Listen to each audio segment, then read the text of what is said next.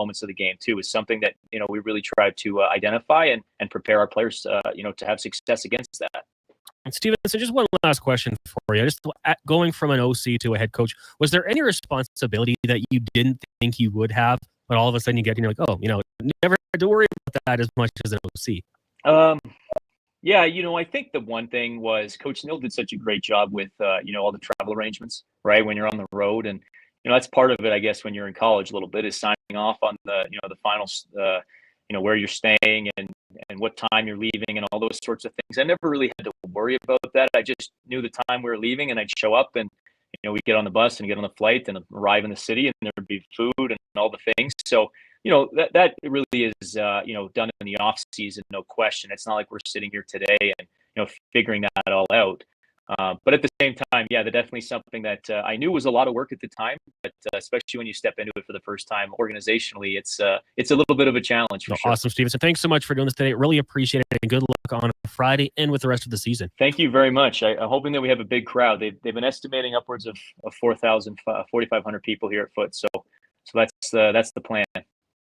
Oh, it's going to be a beautiful evening too. Great night for a walk-up crowd, I would think. Good luck, and we'll talk to you again this season. Thank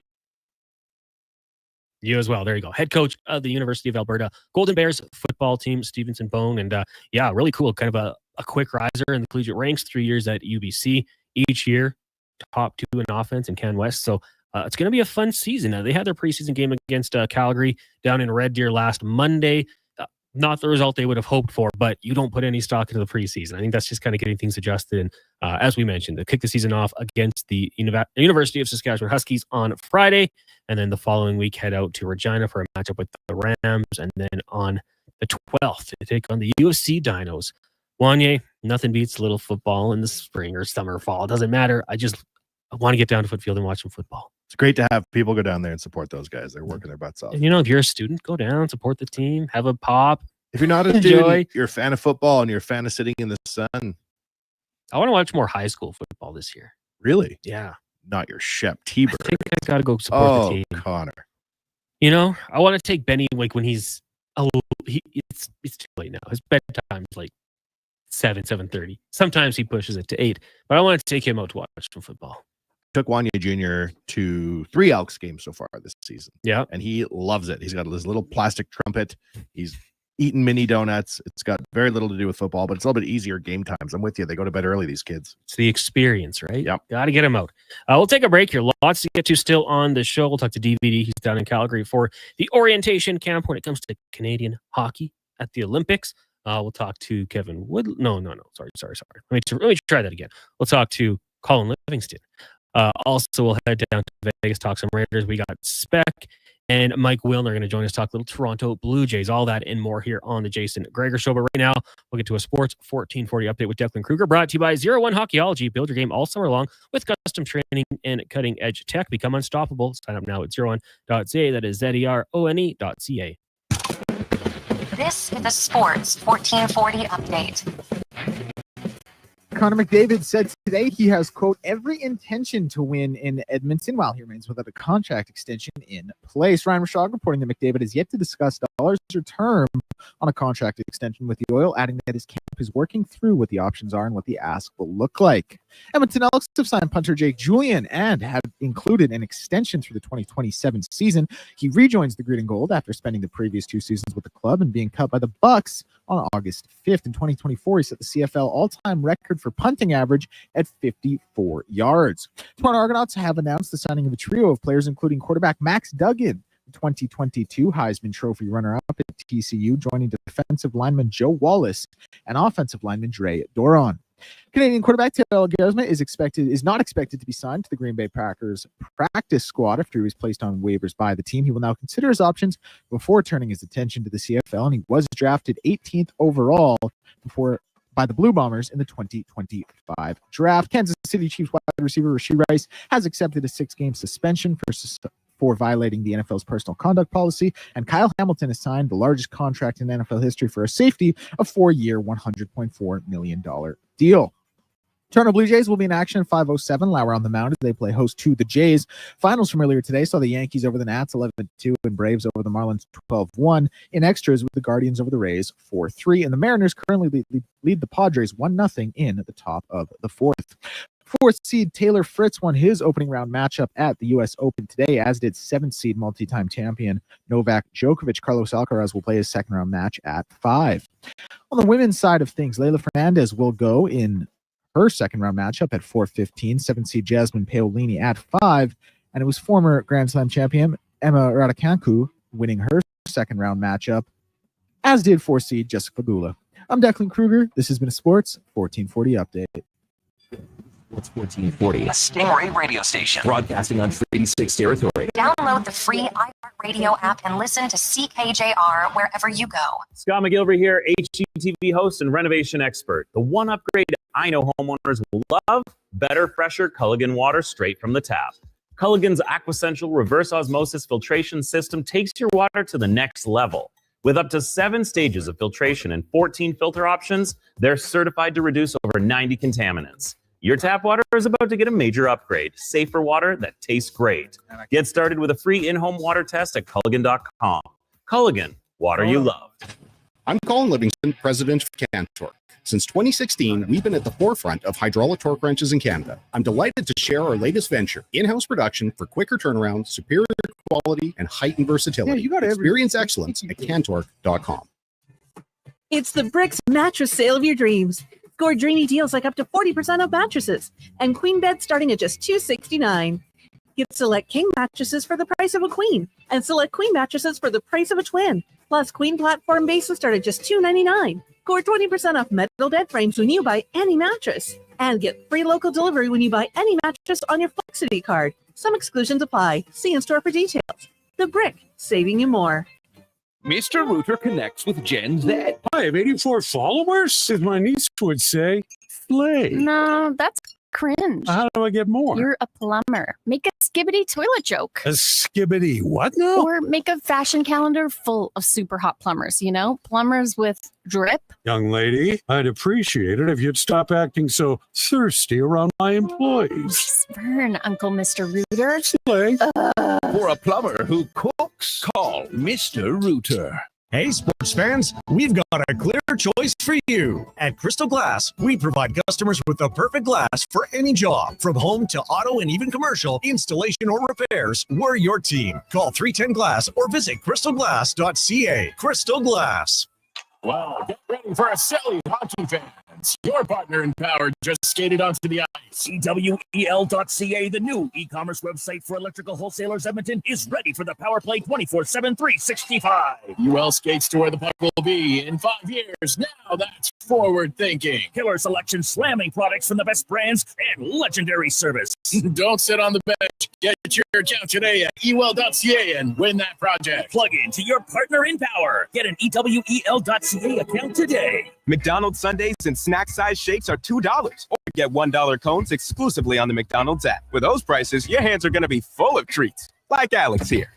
My phone. I got you. App download and registration required. At participating McDonald's in Canada. Taxes extra. Prices exclude delivery. The ATB Classic is returning to Northern Bear Golf Club. An international field of professionals will battle it out on their path towards the PGA Tour. Advance tickets are $20 or upgrade your access to sit greenside in the Sports 1440 Birdie Bar. Presented by Sleeman. Net proceeds go to Youth on Course to give kids age 6 to 18 access to play golf for just $5. Come see the future stars of the PGA Tour. The ATB Classic. September 11th to 14th. Get your tickets at atbclassic.com.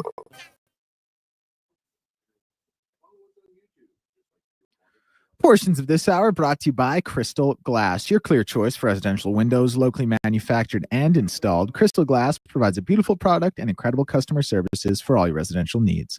Call 310 Glass or visit crystalglass.ca for a quote. He's Alberta's sports authority and lead touchdown winner of his family's backyard flag football games. The Jason Gregor Show on Sports 1440. Presented by PlayAlberta.ca, Alberta's only regulated online gambling website.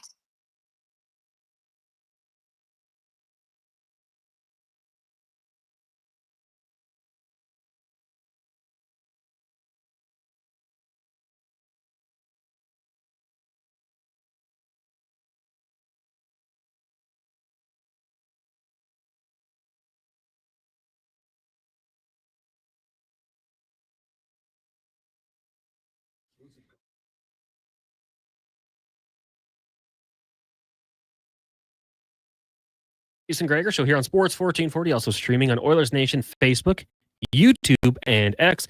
In case you missed the announcement yesterday, Sports 1440 going to be online for every show. They wanted Carius, they wanted Low Tide, they get Fantasy Frenzy as well with it. It's a package deal. So you can head over to YouTube, search Sports 1440 AM, give us a sub, and then just join us every day if you want to get out and about. I actually had someone who listens every day on YouTube, Lance, friend of the station, friends of Oilers Nation as well, telling me that it's nicer because the delay is not quite as long as some of the streaming platforms. Like some of the delay when you stream, it's 30 seconds, 35 seconds. With YouTube, it's almost immediate. And I've seen that because sometimes I watch YouTube and I'll do a little test, like I'll shake my head or I'll wink, and it's very quick to happen on YouTube.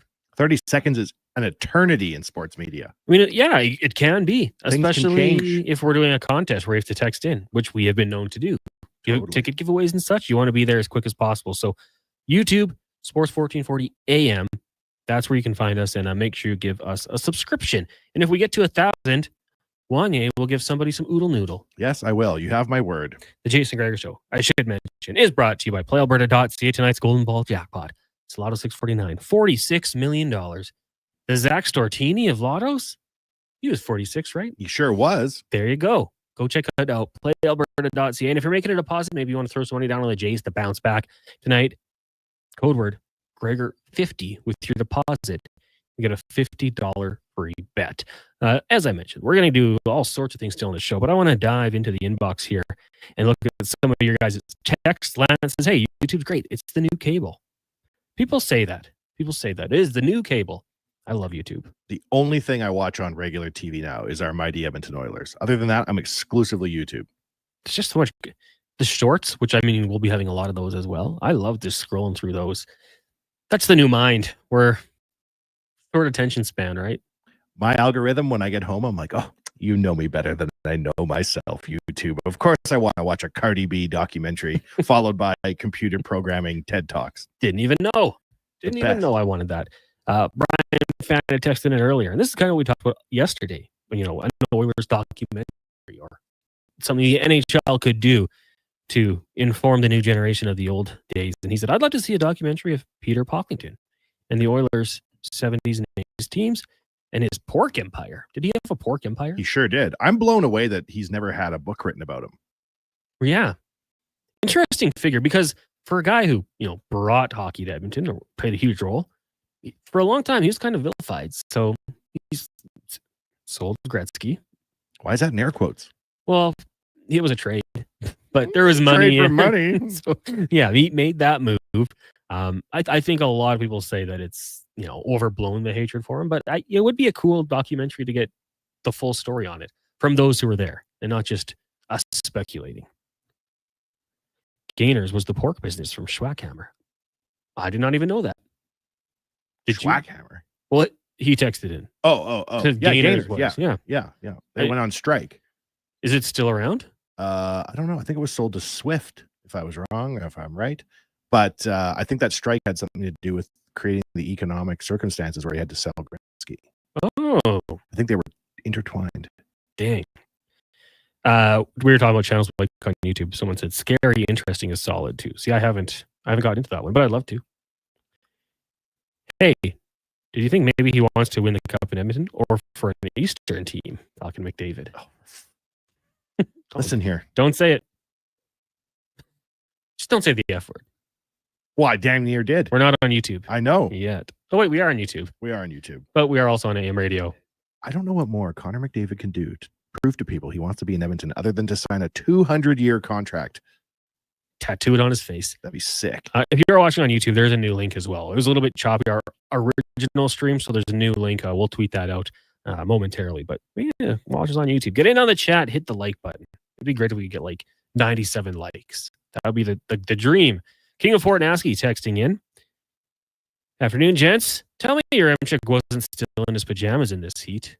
No, Ty's a shorts guy for sure. He's a hardworking dude. He's been awake since 5 a.m. Yeah. And I don't think he wears pajamas. Oh, really? I don't actually know, but I wouldn't put it past him. Mark texting in. Guys, in my circles, these three topics are being discussed. The McDavid contract. Why is Keith Gretzky back? And concession prices.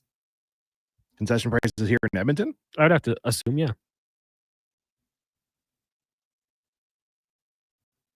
Well, it's expensive.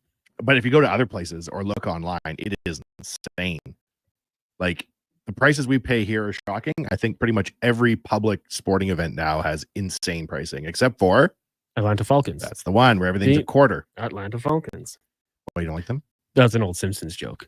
Oh, right, of course. For those watching on YouTube. Which you all should be. And the Denver Broncos. A lot of people wouldn't get it. Brian Fan says, YouTube, goodbye radio. No, radio's unreal. AM radio will be around forever. I think as this company continues to grow, the pie chart of how people listening continues to evolve. And as long as we make sure that we're putting everything on the right platforms in as quickly as we can, AM radio seems kind of silly to some people. They say, I don't even know that the AM band went to 1440. It does indeed. But I think, you know, a large portion of our listeners listen online and listen through apps already, and hopefully that continues to grow. Oliver says that Jalen and I wrote a great book on Peter Pocklington. So, really? I mean, we got to go out there and get it. Gonna look that up right now. Oh, yeah, lots of text. Padam B from Tamarack says, McDavid in the East, where would he go? Florida? Come on, his best chance to win a cup is here. And yeah, I think that's what everybody's agreeing upon. The teams that can afford to pay him and have Connor McDavid's, you know, salary-ish in their game plan, it's the Edmonton Oilers. You know, so many teams that if they wanted to try to bring in Connor McDavid would have to get rid of, liquidate so many more of their players, right? To bring in his payday. Teams would do it, but let's get it's real, Edmonton. though. Any team of Connor McDavid, heaven forbid, said I'd like to go play for you, there would be trickery in the morning to make sure that that could happen. It'd be like when the Lakers got Luka. You want Luka? Yeah. How do we make it happen? Tell us what you want. We'll make it happen.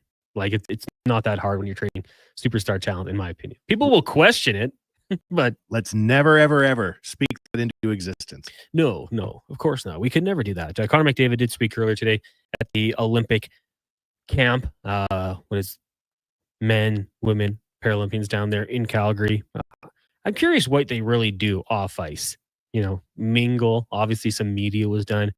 Expectation. You know, I don't really understand how much is gained from it. Just go play good hockey. Since they're not going on the ice, like go play good hockey during the season, and we'll pick the best players. I love Connor's reply, though. Not a single softball Olympic question. Right to it, eh? That'd be funny if Rashad was just like, "Oh, so you want to win gold?" Yeah. Yes. Okay, now let's get to the contract. This is a historic team. Connor McDavid is a historic athlete. Here's Sidney Crosby. First question: what's going on with your contract with the Oilers?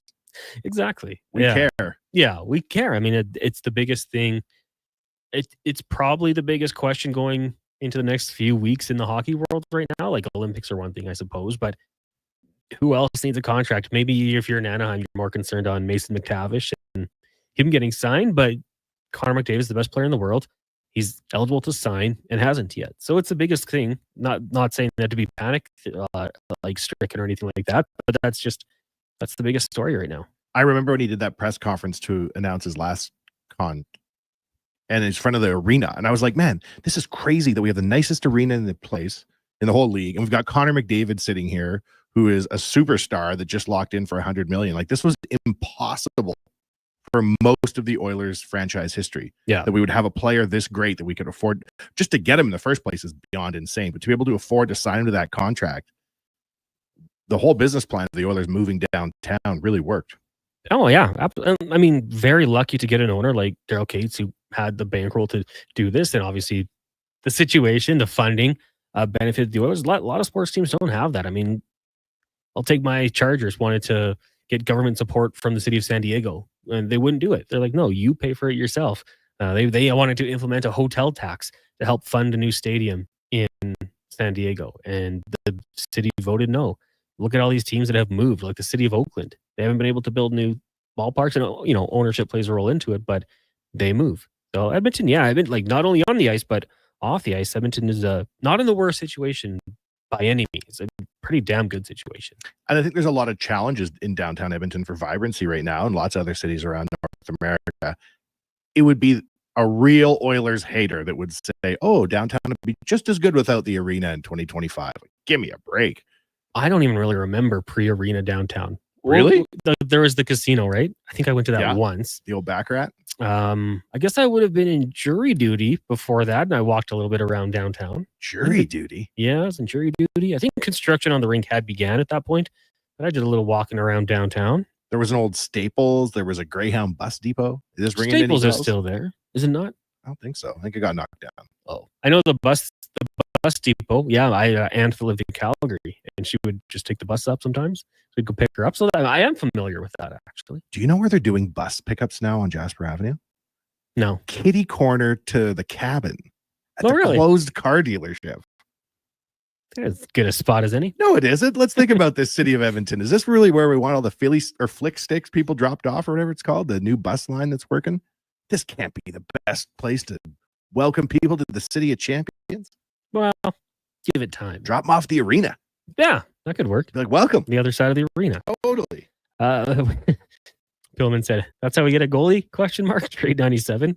How dare you? Think of the cap space. You could get a $10 million goalie, but you'd lose McDavid. Can you imagine what would happen in this city if Connor McDavid was traded for a goalie? Yeah. We'd destroy all the bridges. We'd tear them down by hand. You guys wanted a goalie. I got us a goalie. No one's crossing the river today. Tiger says Leon was announced on September 3rd, although it was probably signed earlier. Yeah.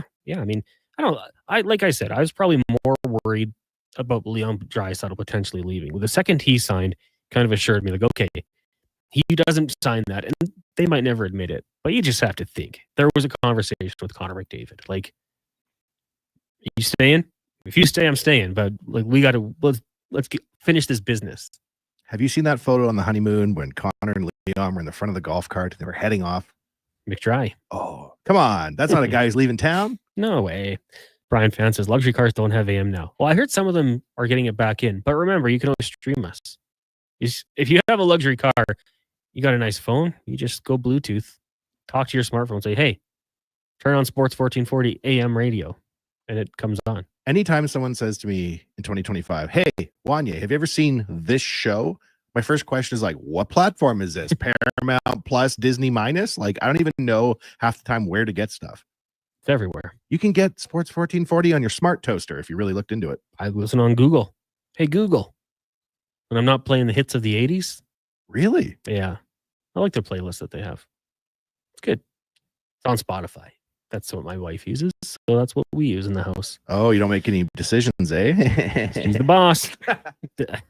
Rockford said his son went to a game in Tokyo last week, saw the Giants play. Beers were $6 each. That's outstanding. That's not bad. When I was like 18, I think beers at Commonwealth for $5.25. You get the can. It was like unbelievable.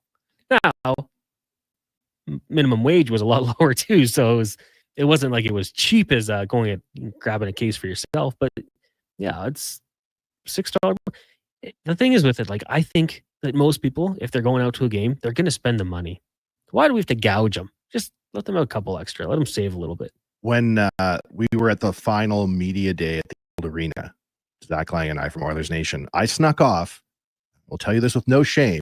I stole one of the signs with the drink prices. And we have it at Nation HQ. Sometimes when the kids are being bad, I'll bring the sign up and be like, look at what we lost. It used to be $4 for a bottle of water. Now it's $400. Drinks are only $9 on that list. And that, I mean, they used to be cheaper. That was the end of it. Like, oh, yeah. You go back earlier, obviously, way cheaper. Kurt Oil says the best part about asking about the contract was that it was in Calgary. Oh, so good. Flames media down there. Tiger says minimum wage in 84. My first job, $3.36. I think mine was $6.40 or something. And then it like bumped up and everyone's fired up. I remember my first job was in and around $6 an hour. And I remember just thinking, like, what am I going to do with all this money? This is unbelievable. $300 a week. How old were you? Or what grade? High school. I worked in Nevada Bobs. Okay, so when you got that paycheck and like you're leaving it, you're at high school. What a thrill! In the summertime, like I get a check for like $700 after tax. My hands would be shaking as I went to deposit it at the bank. I thought I was so rich. That's a good check. McDonald's every day. Yeah, every day. Went to Staples Center 2016. They were $17.50 10 years ago, American. Yeah, I went to a Chargers Ravens game it was in Qualcomm. It was in San Diego, so a long time ago. It was $14 for a little plastic bottle of beer. I went to the Justified tour in Toronto. So that dates me. This is about, I don't know, 07. Justin Timberlake? Oh, yeah. And it was $15 for a beer. And I had to like go think about it before I went back to the bar. I'm like, I'm sorry, they're how much? And then I had to go like think like, do I really do want this? I do? Okay. I got to go take out more money. Shocking. I remember the Chargers game. I had a Four Loko before the game, the original. You got to. Heard good things about them. Just buzzing that entire game, like 3 hours. I'm like, I probably don't need any more. Just caffeine and malt liquor. Can you believe people who will put back like 2 of those in a night? Like, oh, your heart sounds like a drum roll. It's dangerous. Pillman says $4.25 per hour pricing sunglasses in Devon for him. That's all you need. So what year is that? Like 90s probably? Pricing sunglasses. They must have been moving units out there. Oh, probably. In Devon? You got where the sun shines. You betcha. Especially on the golf course. Great way to spend an afternoon. We'll take a break here. We got lots to get to still in the show. This one is flying by. Derek Van Dee's going to join us. He'll be on camera, actually. He just asked for the link, so we'll send him the link for that DVD from the NHL.com, joining us to take a look around the Canadian camp down in Calgary. We'll also be joined by Mike Wilner for the Deep Left Field podcast. Mark Spector will talk some Raiders as well, and Cam Tate, unfortunately, had something come up. So hoping everything's good with Cam. We'll get back to the 2-minute warning maybe tomorrow, maybe Friday. We'll see what happens. It is the Jason Gregor Show here on Sports 1440, also streaming on Oilers Nation, Facebook, YouTube, and X, brought to you by PlayAlberta.ca. Listen up, because you're not going to want to miss this. Right now is your chance to get in on Play Alberta's biggest offer ever. For a limited time only, new players can get up to a $1,000 casino bonus when they sign up. There's never been a better time to join the fun. Visit playalberta.ca today to get started with casino, sports, and lottery all in one app. Must be 18 plus to play. Remember, if you gamble, use your game sense. The job isn't done until the last load is hauled, and having a semi-trailer out of commission is not an option. Whether replacing or adding to your convoy, Edmonton Trailer has a huge inventory of new and used semi-trailers, trusted by the gravel, logging, oil field, fluids, and freight industries. Find a trailer right for you online or at one of their 3 locations. For sales, service, parts, rental, and finance, when you're in it for the long haul, Edmonton Trailer. Hey everybody, it's Gene Principe, the Prince of Puns, and I've got something that definitely will float your boat. How would you like to join me and the superstars of hockey on an exotic holiday? Join us on a 7-night cruise through the Mexican Riviera, leaving from LA and including Cabo, Mazatlan, Puerto Vallarta, and more. While we relax and cruise the tropical waters and have some drinks with umbrellas in them, you could attend an intimate meet and greet with legends like Bill Ranford, Jason Strudwick, Kelly Buchberger, Ron Lowe, and more. Don't miss out on every hockey fan's dream cruise, the Edmonton Hockey Legends Cruise. It's going to be one haul of a trip. Prices start at just $23.99, and part of the proceeds support the Ben Stelter Foundation and Kids with Cancer. Visit cast.tours/Edmonton or call 1-833-347-7678. Call and save $200 when you mention promo code Stingray Radio. Cast Tours, 1-833-347-7678. McDonald's sundaes and snack size shakes are $2, or get $1 cones exclusively on the McDonald's app. With those prices, your hands are going to be full of treats. Like Alex here.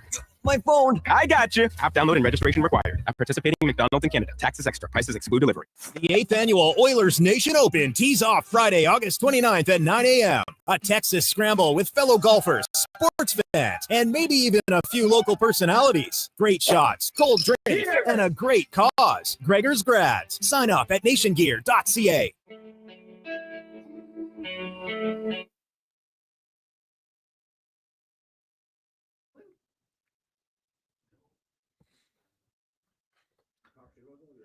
Portions of this hour brought to you by Papa John's. Get the Gregor special. Enjoy 20% off any regular menu price order. Enter promo code Gregor at papajohns.ca or on the Papa John's app. The Jason Gregor Show, the best of Edmonton sports talk and beyond. This is Sports 1440. Presented by PlayAlberta.ca, Alberta's only regulated online gambling website.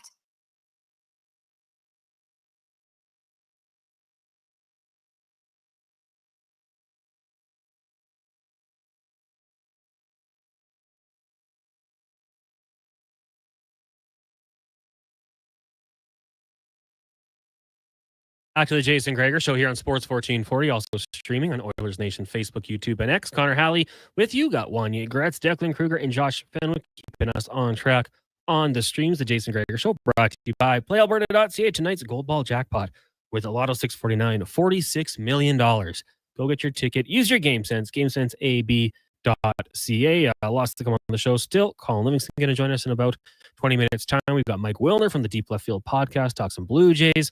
Also, Sportsnet's Mark Spector for the Spec Report, and Mayra Gomez, Vegas Raiders analyst, which is really cool because she's actually on the Spanish broadcast. What an opportunity. And I think that you're kind of seeing that, obviously. The Chargers have a Spanish broadcast as well, Rams. So we'll talk to her about what's going on down with the Raiders. Obviously, tough division. I'd say you've got the top dog that has been there for a long time. You got two ascending teams, and the Raiders, I would say, also put in that ascending category, but maybe just not quite where they want to be yet. But Pete Carroll, no doubt in my mind, is going to get them in the right direction. Text line 1-833-401-1440. Pillman followed up, said it was 95 through 97, working with sunglasses, getting $4.25 an hour. And Brian, first job, 83 cents an hour. Was he born in the Civil War? Rode freight trains from Jasper to Edmonton in 77. Freight on north, had to walk to Strathcona side to get a passenger train station. Long walk. So 77, 83 cents an hour. First jobs and how much we were paid and how much we loved it. Let's go around the NHL. Brought to you by McDonald's. Actually, one of my good friends' son is working at McDonald's. It's his first job. You can cool down with $2 sundaes, snack size shakes, or check out the McDonald's app for an exclusive $1 cone deal. Taxes extra. Prices exclude delivery. We are joined by Derek Van Diest, writes at NHL.com. DVD, how are you doing today? How are you guys doing today?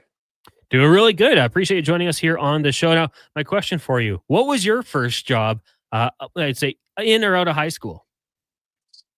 Oh, I started working at Safeway when I was 14 years old, so I got lucky. I started bagging groceries at Safeway. I think I was in the 14 or 15. I think I was in the 10th grade. And then I worked my way through Safeway. They paid really good wages back then. So I worked Safeway through high school and through college. And then actually I took a pay cut from stocking shelves at Safeway for my first journalism job. So I took my first journalism job paid less at the Medicine Hat News than I was making stocking shelves at Safeway. But I did not want to stock shelves for the rest of my life. So I took that step back in order to kind of hopefully take a step forward down the road. I had lots of buddies who worked in grocery, and the guys that didn't know what was going on were Save-On. And the guys who did know what was going on, they were over at Safeway. That's where the real money was. Yeah, it was good money. We were union shop, so it was really good. So we had a bunch of young kids working there. We were making back then. It was really good money. But we had a bunch of college kids working there, and then we had a bunch of people that have been there for lifers, we used to call them. But no, it was a great job. I was lucky to land that job because I didn't have to work really anywhere else after that. The lifer term, I can, from my times at Save-On, that's still around. I remember that being used quite often, actually. And I think I remember the strike at Safeway. I don't know what year it was, but I remember my family was like, I guess we can't go to Safeway anymore. And that's, I think, where we made the transition to Save-On. But that's funny. We're talking just kind of first jobs, and we got a lot of texts coming in here about what people got into in their younger days. But DVD now, it worked out for you. Of course, you covered the Oilers for a long time with Post Media, now with NHL.com. And you're down in Calgary. They've got the Olympic orientation camp going on, not only for the men, but the women and Paralympic teams as well. Connor McDavid got the question earlier on from Ryan Rashog of TSN about the contract. I wasn't too surprised by his response, but what did you think about it? I wasn't surprised. Maybe part of me, the one part that surprised me is I thought that he would say, I want to get this done before training camp, or I want to get this done before the season starts. He did say he didn't want it to be a distraction. He wants to be focused, but this is going to be a distraction. Every day that he doesn't sign an extension, everyone's going to ask him about it. He's going to be asked about it every day, whether it's from me or it's from another reporter. Someone's going to bring it up every day that he hasn't signed an extension as you get towards the season. And if we start the season and he doesn't have a sign a contract extension, then it's going to be a topic every day until he does that.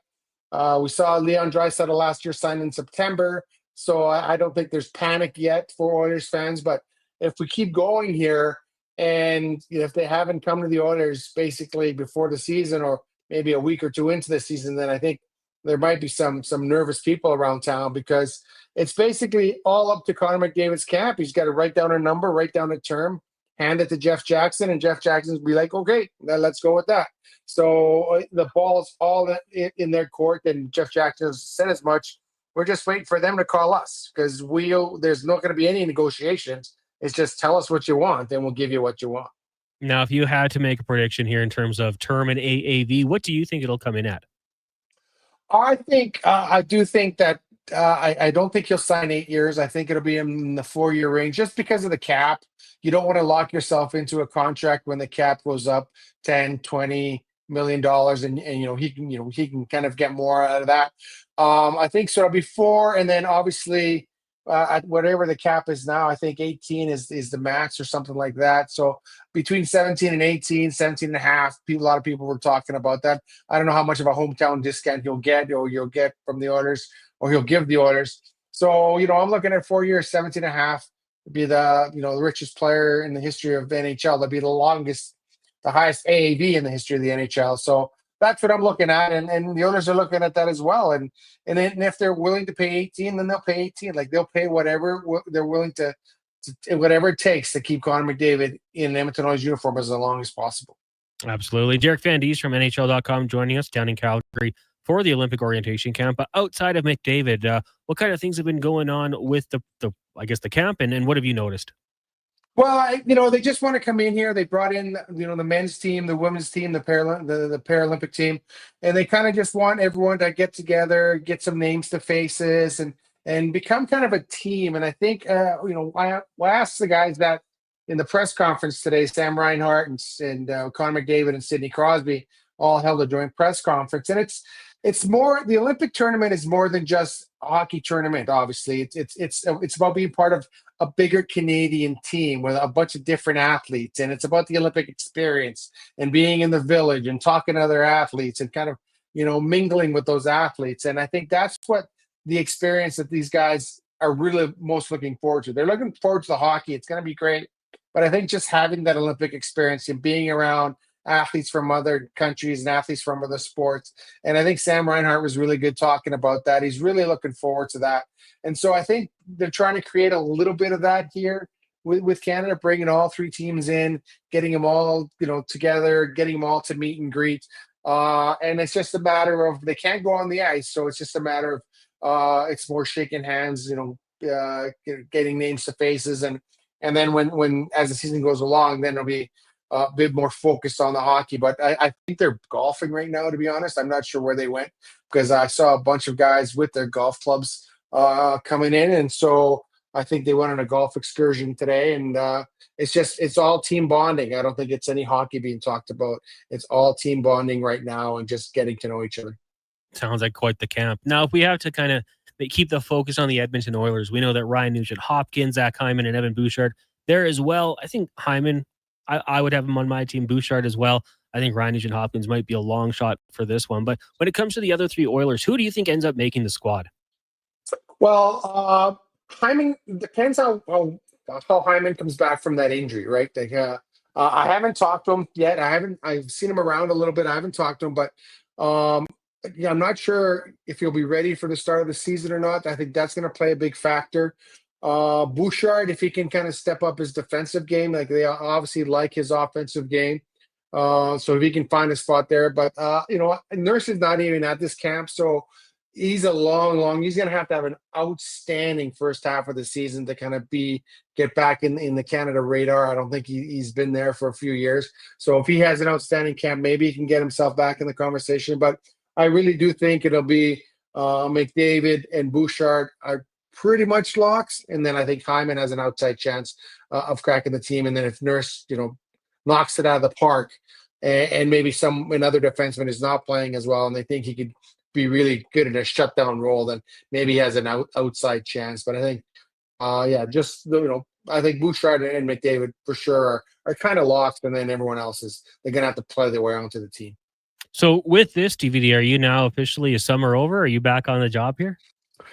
Well, no, let's have this camp here, and then next week's going to be kind of quiet. I was wondering if next week would be the McDavid signing week, but it doesn't look like it's going to happen. And then the captain skates will start soon, so I got probably another week of maybe downtime before the rookie camps come in on September 10th, and then the September 17th is the date I'm circling where it all gets going up, fired up again. It all gets geared up because September 17th, and then October 8th, they'll be here, and then we're off to the races. So it'll be an interesting season for sure. Oh, I'm looking forward to it. It'll be here in no time. Before we let you go, though, I got to ask about your Cowboys and Micah Parsons. What's going on here? Are we going to get a contract signed sooner than later?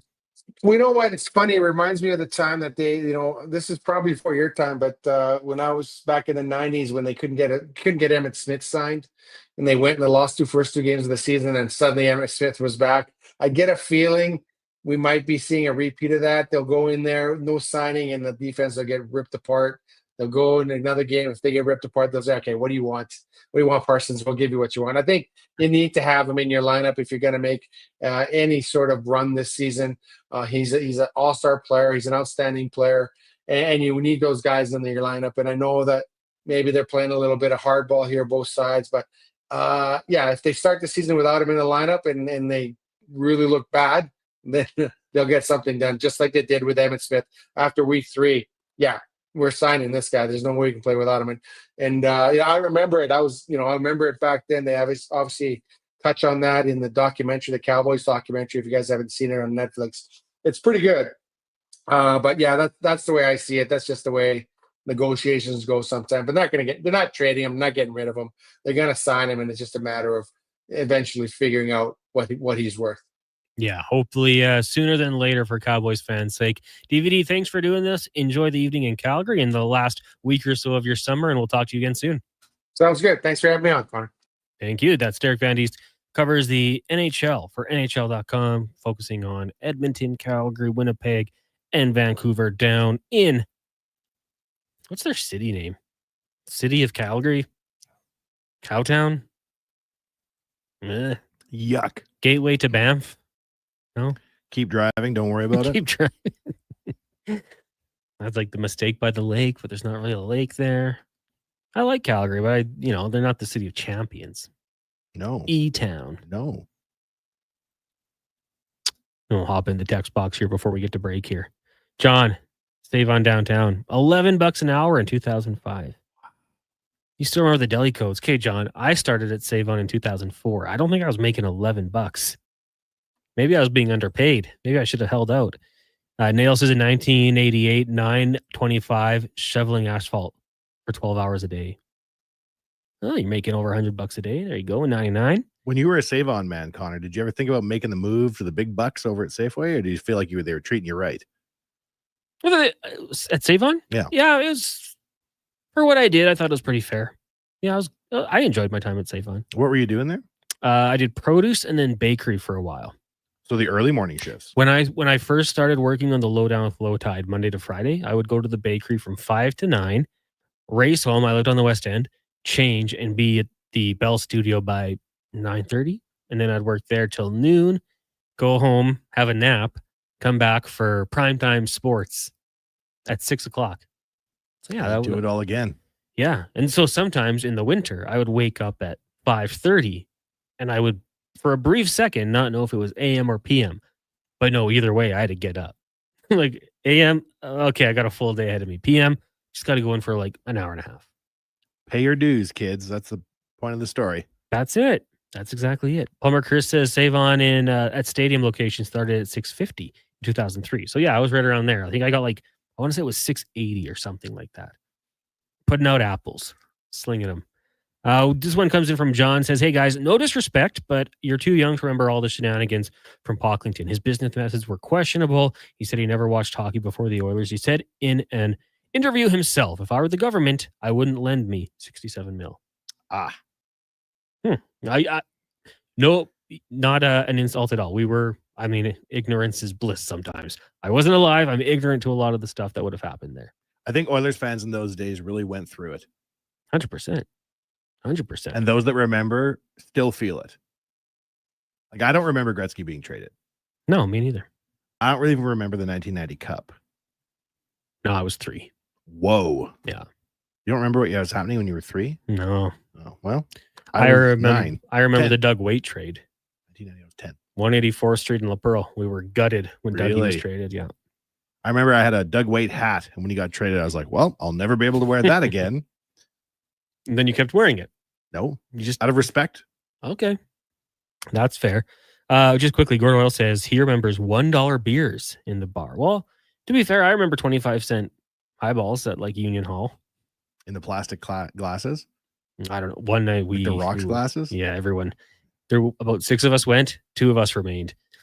Once it ended, a couple of my buddies had so many rum and cokes in too short of a time and tapped out. Dang. It went down easy. Guy says we went to the World Juniors in Czechia now in 2019-2020. Beers were $3 Canadian. Their arena ran out during the first game. Signed retired skiing guy. Okay, we'll change your name in the system here.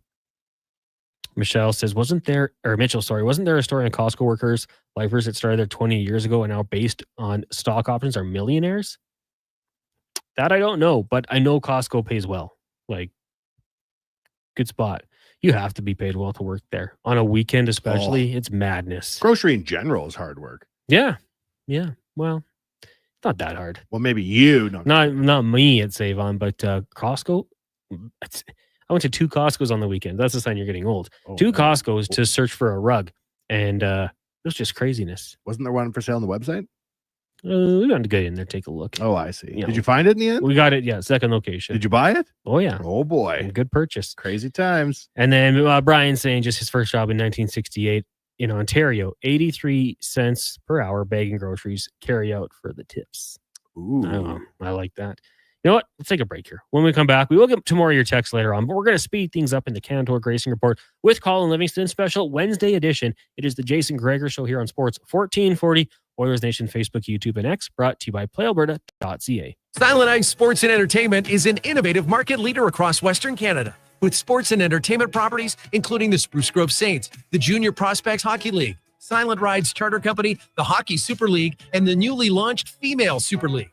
Silent Ice also owns the Western Hockey League's Seattle Thunderbirds and operates the Morinville AAA Arena. The Silent Ice Center, a new state-of-the-art entertainment facility, is open in Nisku, which features 2 sheets of ice, including a 1,600-seat arena and a restaurant with a viewing area. Noodle, noodle, nood, noodle, nood, noodle, nood, noodle, noodle, nood. Noodle, noodle, nood, nood, nood, nood, noodle, nood, noodle, noodle, nood, noodle, nood, noodle,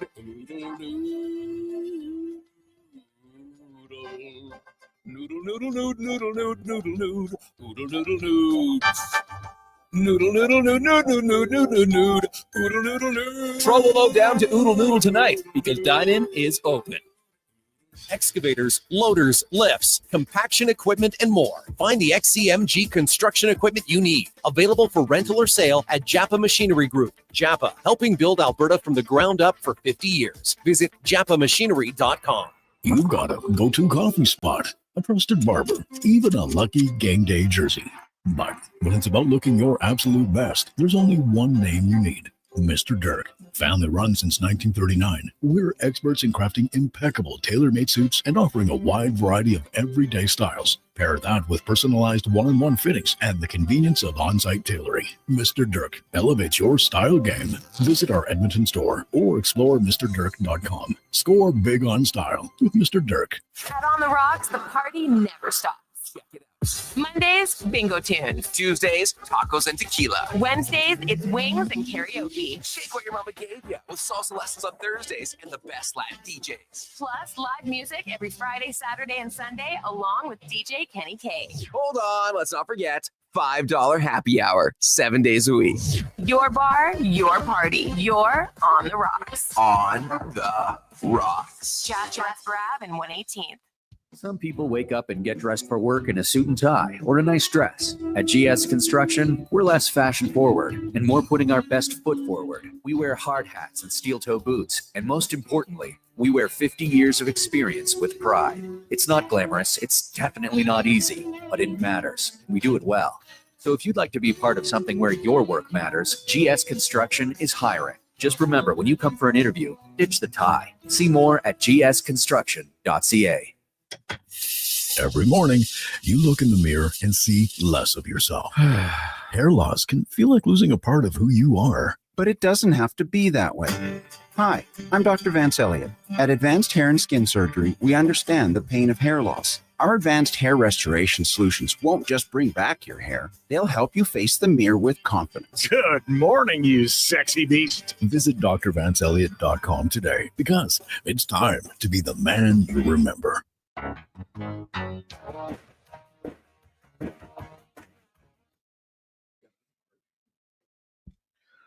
Portions of this hour brought to you by Can-Torque. We offer sale, rental, repair, and calibration of hydraulic, pneumatic, and battery-powered torque wrenches, stud tensioners, and flange maintenance equipment. Order today at cantorque.com. He's not just another pair of glasses. It's the Jason Gregor Show. Thanks for checking out Edmonton Sports 1440. Presented by PlayAlberta.ca, Alberta's only regulated online gambling website.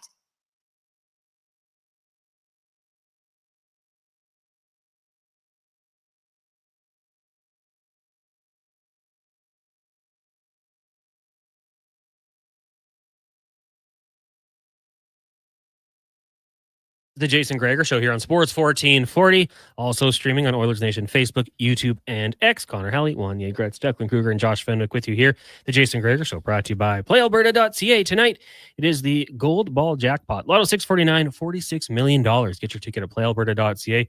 And with a deposit, use code word Gregor50. With that, hey, $50 free bet. You can put that on maybe the Elks on Monday, Labor Day Classic down in Calgary. Vernon Adams, sick today, absent from practice. Will that continue?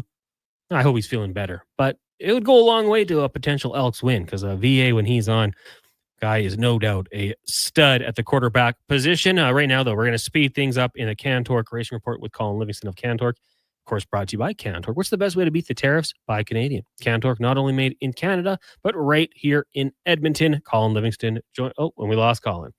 Well, we'll get him back in a second. I got the read in. It's a game of inches. He's here, he's gone. That's auto racing. That is the way it goes. And I mean, there was some news over the weekend. We're going to dive into some of like the, I guess, less timely type things of that. But Cadillac naming Sergio Perez and Valtteri Bottas as their drivers for 2026. It'd be a cool company to work for. Cadillac. That's a pretty cool name. I like their logo. But we'll look at a bunch of things with Colin in a minute here. Maybe I have to ask him about his first job too. I think he got into the fast food industry at a young age. But more text rolling in. 1-833-401-1440. Austin from Flin Flon says, I cannot stand Cowtown, period. I drive through, I get an instant feeling of GTFO. What was his first name? Austin. Austin, you and me are two peas in a pod. Pat says, my first job, I was bussing tables at the old racetrack in Northlands. $4.50 an hour. Oh, man. I only went to the ponies at Northlands once. It was terrific. Colin says there's no such thing as a plastic glass. What do you mean? Like a rocks glass? Like those ones at the bar? Maybe it has to be called a cup. Oh, I see what he's doing. Clever. That's when you knew you were at a good bar back in the day. Was all the cups were plastic. And you're like, that means nothing's going to go down in here. When you go to a place with a rocks glass that was made of real glass, you're like, ooh la la, fancy. Husk says, guys, I ate a lot of 10-cent wings back in the day as well. Great deal. So, yeah, we don't really have that anymore. 10-cent wing night. There was a one spot, I think it's called like Overlander or something. And if we would go there so often, eventually they were just like, guys, you got to buy a beer. Like we'd go for like a pop and wings. And they're like, you got to have some sort of alcohol. So we'd like mix in a rum and Coke for that reason. We've got Colin Livingston joining us now for the Can-Torque Racing Report. Colin, good afternoon. How are you doing? What's going on, Connor? Just doing this old radio thing, talking sports and other things. That you had texted me about your first job because we were on that topic. I did not know you were in the fast food industry. Well, growing up in Stony Plain, Alberta, options were somewhat limited. Started as a KFC guy in Stony Plain, and then got a little bit more adventurous and took a job later on at McDonald's in Spruce Grove, which meant that I either had a long walk, I had a long bike ride, or eventually I had to make some friends that we could ride share. But all that work for $3.85 an hour. I bet you made that money go a long way, right? Like you'd stretch it out. No, most of my paycheck went into buying after hours McDonald's, and then part of the fun of that job when you're a kid though is there's lots of, at least they used to do lots of outings. So we would personally get together, which was fun, but back in the days we'd go to like Wild Waters and we'd have like water slide, beach party day, and there'd be all kinds of things that we would do. So just as quick as you'd make it, we would turn it right back into those guys. Wild Waters, what a good pull. I missed that place. That was an awesome way to spend a hot day on the West End. Now, Colin, since I'm running the show here, and a lot of times I listen to you and Gregor speak during the Cantor Racing Report, and I'm thinking, I don't know what that means. So there's some phrases we've got here that I'd like you to explain for me and the other rookies out there. Let's start with push or understeer. Okay, so a good question.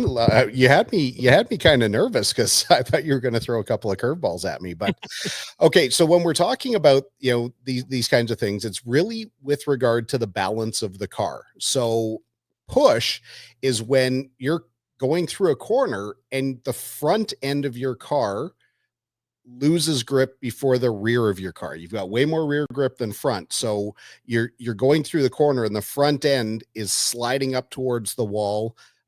Or as you're we call it understeer is kind of the technical term. NASCAR calls it a push, but you're applying way more steering input and your car is still not turning. Now, on the flip side, less grip on the rear tires. What would you call that?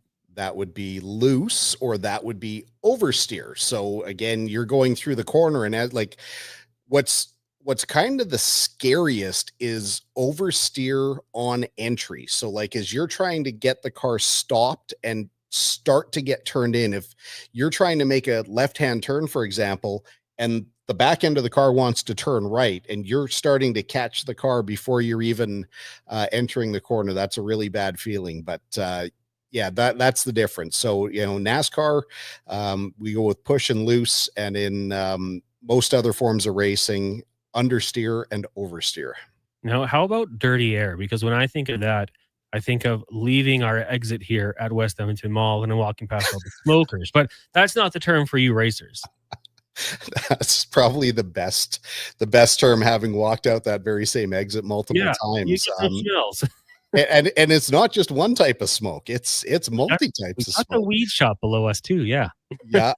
So dirty air relates more to open wheel racing than any other style of racing, that because the cars have wings, they use the wing to generate downforce. But what that also does is, as the car is moving through the air, it takes that air and essentially throws it up in the air. It does the exact opposite of what an airplane wing does. As a plane goes through the air, it creates lift. So it kind of does the opposite. It throws air down, where a car will throw it up in the air. So when you're the lead car, it's great because you've got undisturbed air.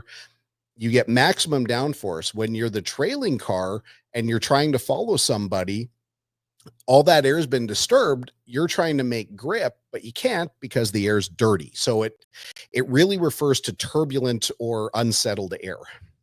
Colin Livingston joining us here on the Cantor Race Report on the Jason Gregor Show. Connor Halley sitting in for Jason. He'll be back next week. We talked a little IndyCar last week on the show here, talking about the race out in Milwaukee, and a good race for Rasmussen, hey? Yeah, man. Didn't get to see the full race. I was stuck to watching the highlights because we were busy doing our own thing. But holy moly, there are times when a driver just has a really, really good car. They kind of drive it to the front and nobody else can really match what they've got. And there are days like last Sunday where a driver just takes it. They want it more than anyone else. And that's what it looked like from my perspective with Rasmussen. He's known to be an overly aggressive driver, and this wasn't really a case of that on the weekend.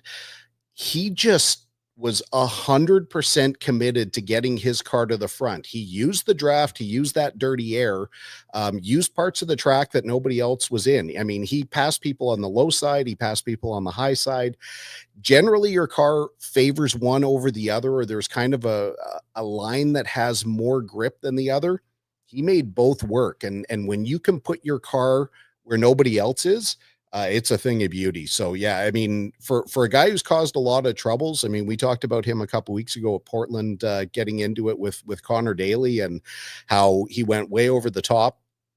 Nice to see that, he managed to put it together. It was a great win. I mean, like, very, very impressive.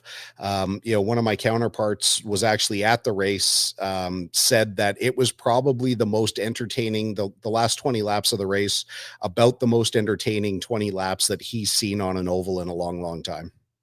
Colin Livingston joining us here on the Jason Gregor Show, and a new video coming out for IndyCar, video game, I should say, first since 2004. I'm a gamer. I like this one, Colin. Did you ever play the old IndyCar game? I think I've probably played almost every racing game that was ever put out into existence. I love racing games. Like that, to me, it's the most fun you can have multiplayer. Shooting games are good too. Some of the other sports games are fun, but racing, mano a mano, I love it. I'm looking forward to this. I'm really curious to see what they do with it. I mean, I've been an iRacer for an awful long time. I don't do a lot with it anymore. I mean, that was one of the topics of conversations with one of my buddies from NASCAR is, last weekend, he was saying that they've got this regular league and they're jumping on Tuesdays and Thursdays. And like, dude, I haven't really done a race in iRacing in, 5 years. But anything that we can do, anything that the sport can do to get more people actively engaged and participating is just a great thing. And I really think that this is a side effect of the new partnership with Fox buying into the series and kind of showing, let us do our thing a little bit. Let's get a bit of people, let's get more people watching. But this is the next step, is getting more people to kind of feel like they're part of it when they can get in, get onto their console, get onto their computer, or like I do, jump into the simulator.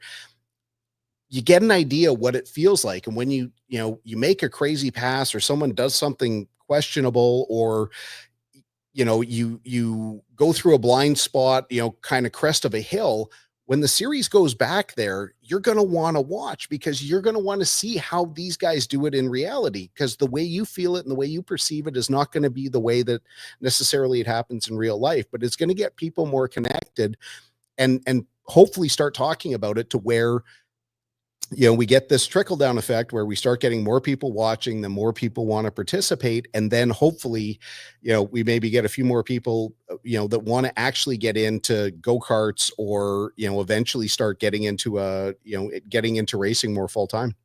Now, Colin, before we let you go, just looking at F1 quickly, we've got the Dutch Grand Prix this weekend and some changes for the Cadillac team, some new drivers, hey? Well, brand new team, brand new drivers. This is not going to knock anyone on their backside. Widely rumored and widely reported for many weeks. But Sergio Perez, last raced at Red Bull. He gets pulled off the sidelines, and Mercedes reserve driver Valtteri Bottas, they get to be the first two to put on the Cadillac emblem in Formula One. Still no word on who their reserve driver is going to be. There's a lot of talk that maybe Mick Schumacher might get signed up, but that's still to be determined. But yeah, it'll be great. I mean, busy weekend this weekend. There's going to be Formula One's back, IndyCar's last race down in Nashville, and we get to go play at Canadian Tire Motorsport Park just outside of Toronto. Yeah, you'll be heading out tomorrow, hey? Yeah. Technically, no. I head out on Friday. Tomorrow, we're playing in that Special Olympics tournament with Gregor's team. Not always the best etiquette to be trying to talk on the phone or run a video call while your team's carrying you around the golf course. So I appreciate you sliding me into today, and look forward to seeing everyone in studio next week. Absolutely. Thrilled to have you. We'll see you then, Colin. Thanks a lot for joining us. You bet. Thanks, Con. There you go. Colin Livingston for the Can Torque Race Report, which we do typically every Thursday here on the Gregor Show, but slight accommodations. Cadillac. Would you want to drive for them, Wanye? Would you be the alternate? Or are you like, nah, I want to be... Can I take an Escalade down the track? That'd be fly. If you got a free Escalade, that'd be cool. Man, the Escalade to me is one of the coolest trucks they ever made, Connor. I can tell we were born in like the same era. Because I feel like there was a period where Escalades were just the coolest. Do you remember the 50 Cent Hate It or Love It video when he had the Lamborghini door on the Escalade? I just about turned into a beam of light and shot into space. I remember like Chad Muska, the skateboarder. Oh, he had a Escalade, sick too. Escalade too. Yeah. Rims on that thing. Oh, 50 knew how to do it. They would just keep on spinning. The spinners. My buddy had spinning hubcaps. Come on. Too big for the car. Made some funny noises. Anywho, we'll take a break. When we come back, we'll dive into 5 questions just a little bit early. So, Wanye, you can participate. It is the Jason Gregor Show here on Sports 1440, Oilers Nation, Facebook, YouTube, and X. We're going to get to a Sports 1440 update brought to you by Cattail Crossing. Juniors aged 5 to 17, crushing it every Wednesday night. Sign up now for classes. Tee up for a summer of fun golf only at Cattail Crossing. This is the Sports 1440 update.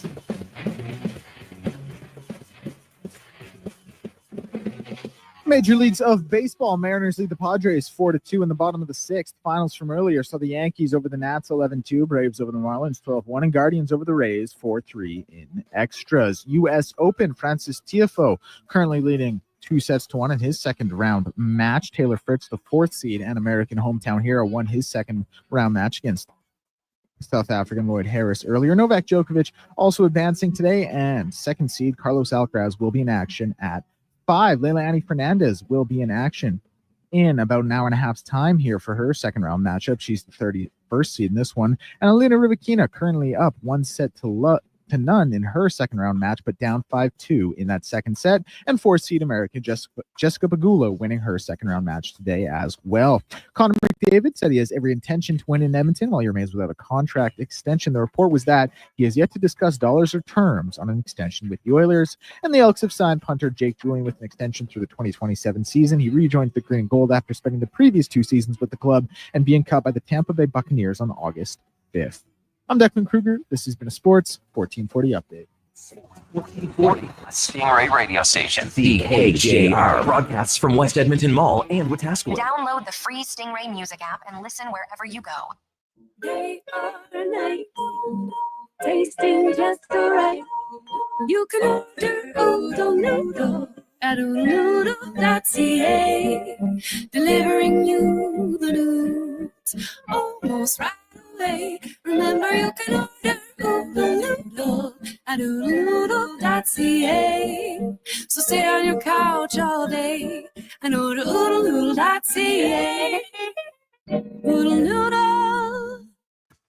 Actions speak louder than words. Japa Machinery Group puts your construction plan into action with XCMG construction machinery you need. Available for rental or sale. Learn more at japamachinery.com. You've got a go-to coffee spot, a trusted barber, even a lucky game day jersey. But when it's about looking your absolute best, there's only one name you need. Mr. Dirk. Family run since 1939. We're experts in crafting impeccable tailor-made suits and offering a wide variety of everyday styles. Pair that with personalized one-on-one fittings and the convenience of on-site tailoring. Mr. Dirk, elevate your style game. Visit our Edmonton store or explore MrDirk.com. Score big on style with Mr. Dirk. There's something we need to talk about. Debt. It's an uncomfortable topic, but the truth is, most of us carry some form of debt, and we are ashamed to talk about it. My name is Parveen Middleton, a licensed insolvency trustee at BDO here in Edmonton. Every day, people struggling with debt come to me for a solution. When you make that call, I'll listen to your story without judgment and will lead you to a debt-free future. Call 1-833-BDO-TALK or visit bdodebt.ca to learn more. Chat money.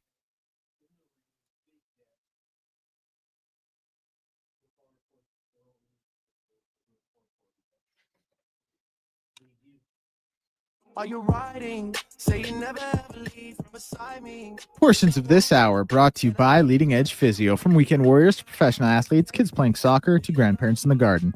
Rotator cuff tears and tendonitis to post-surgical knees and hips. We fix your body. Life shouldn't hurt. LeadingEdgePhysio.com.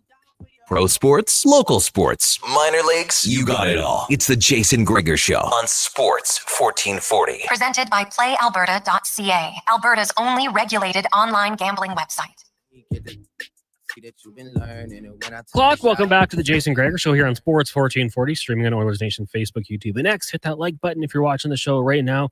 Shout out to you all. We appreciate you guys watching on the stream. And starting next Tuesday, every show here on Sports 1440 will be available on YouTube. Make sure you go give us a subscription. I want to say follow, but it's a subscription on YouTube, right, Wanye? That's correct. Sub, like, and subscribe.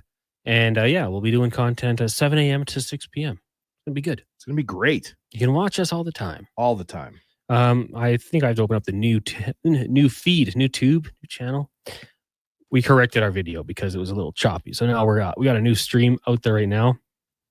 What's up, everybody? Let me just hit that like button. Oh, snap. See Cantork, Lance, Rob, a few other people. Of course, you're going to have Josh Fenwick talking to you as Oilers Nation. Yeah, make sure you go subscribe right now.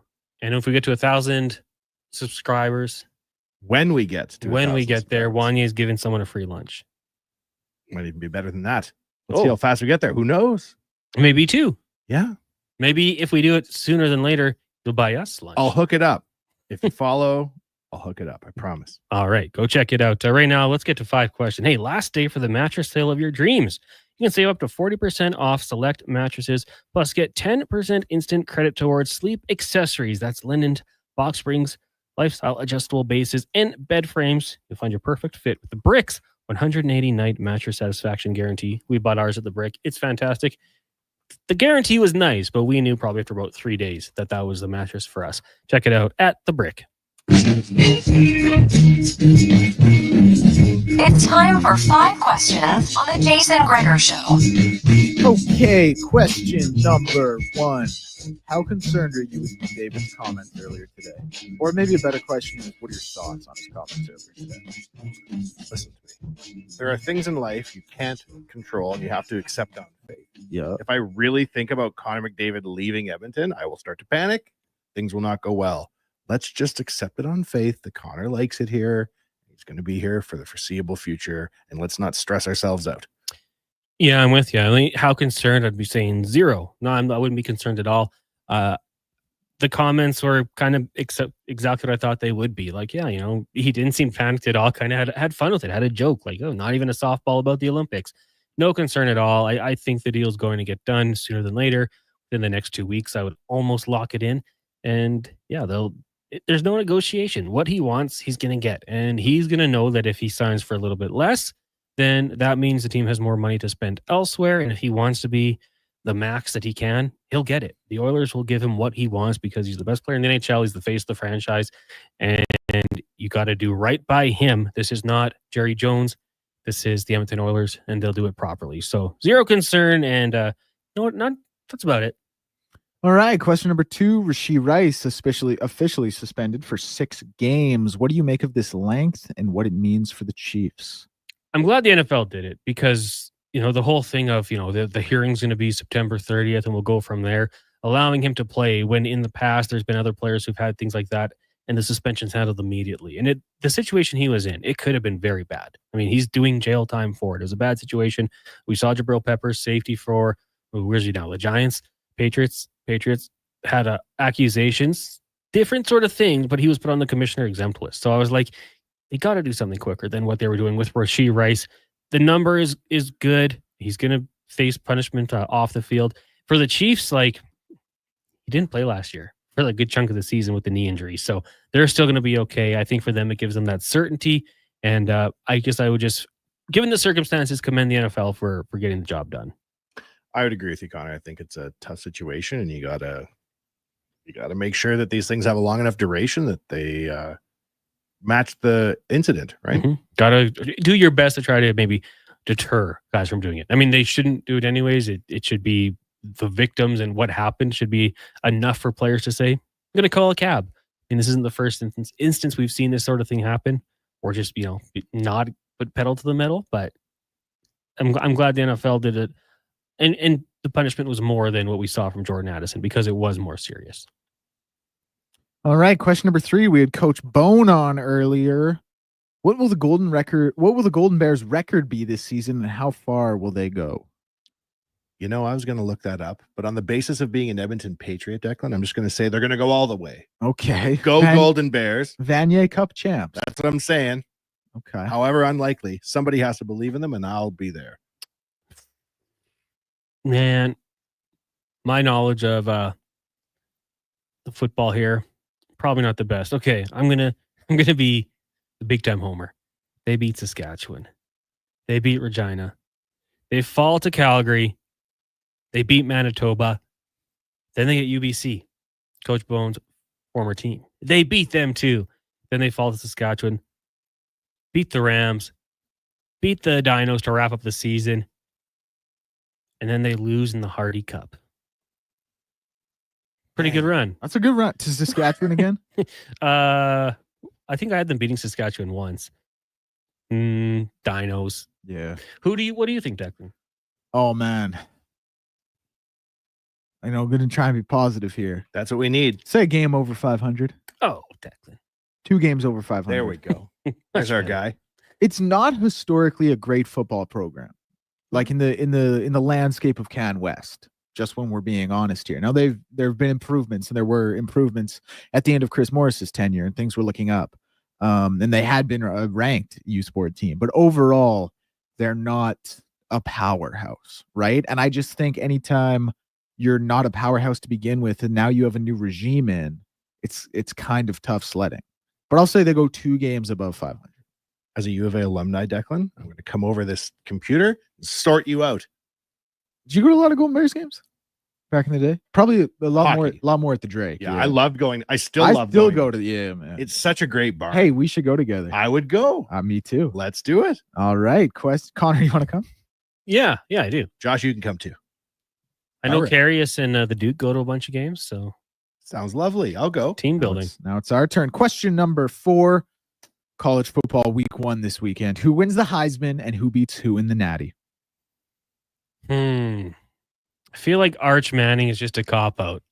Oh no, I'm taking. And I said it was a cop out. I think he's got some people going his way. How about Garrett Nussmeier of LSU, Declan? It's a great pick. He got number 18. He did get number 18 in LSU lore is a big deal. Jacob Hesterward, former Chargers fullback. First quarterback at LSU since Mark Malak, I think. With all this being said, that 03 team, 04 team, I have to assume that LSU, aka wide receiver U, has a lot of studs. I'm going to say Nussmeier gets the done. And for the playoffs, Declan, oh baby, Clemson beats Texas. It's a very orange national championship. I like that.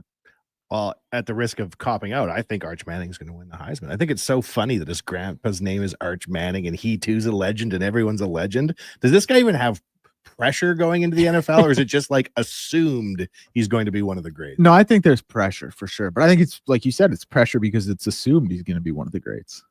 And I'll take Texas for the national championship over Clemson. That's correct. I have Texas over Clemson as well. But I love your show for Clemson, Connor. I think I really, really like this Clemson team. And then my Heisman, Jeremiah Smith. Yeah, you've been pounding that drum for months. He better show up, because if he doesn't, I'm going to look like a real dumbass. Question number 5, Mount Rushmore of life's small victories. This is a great question, Declan. You've done a great job. Great job, Declan. I love thanks, guys. Never paying for parking. Like, I'll park in those private lots, and I don't care. That's a great pick. You can haul me off to jail. I don't care. I like making a parking space where there is no parking space, perhaps at the end of a row, or there's some sort of misshapen land. I like to go in there. I like it when you go to the grocery store and everything you want has those little fake stickers that say "Enjoy tonight" and you get a significant savings. I don't know if they're real. I'm just like, I'm on fire. $2 here, $1 there. This is paying for itself.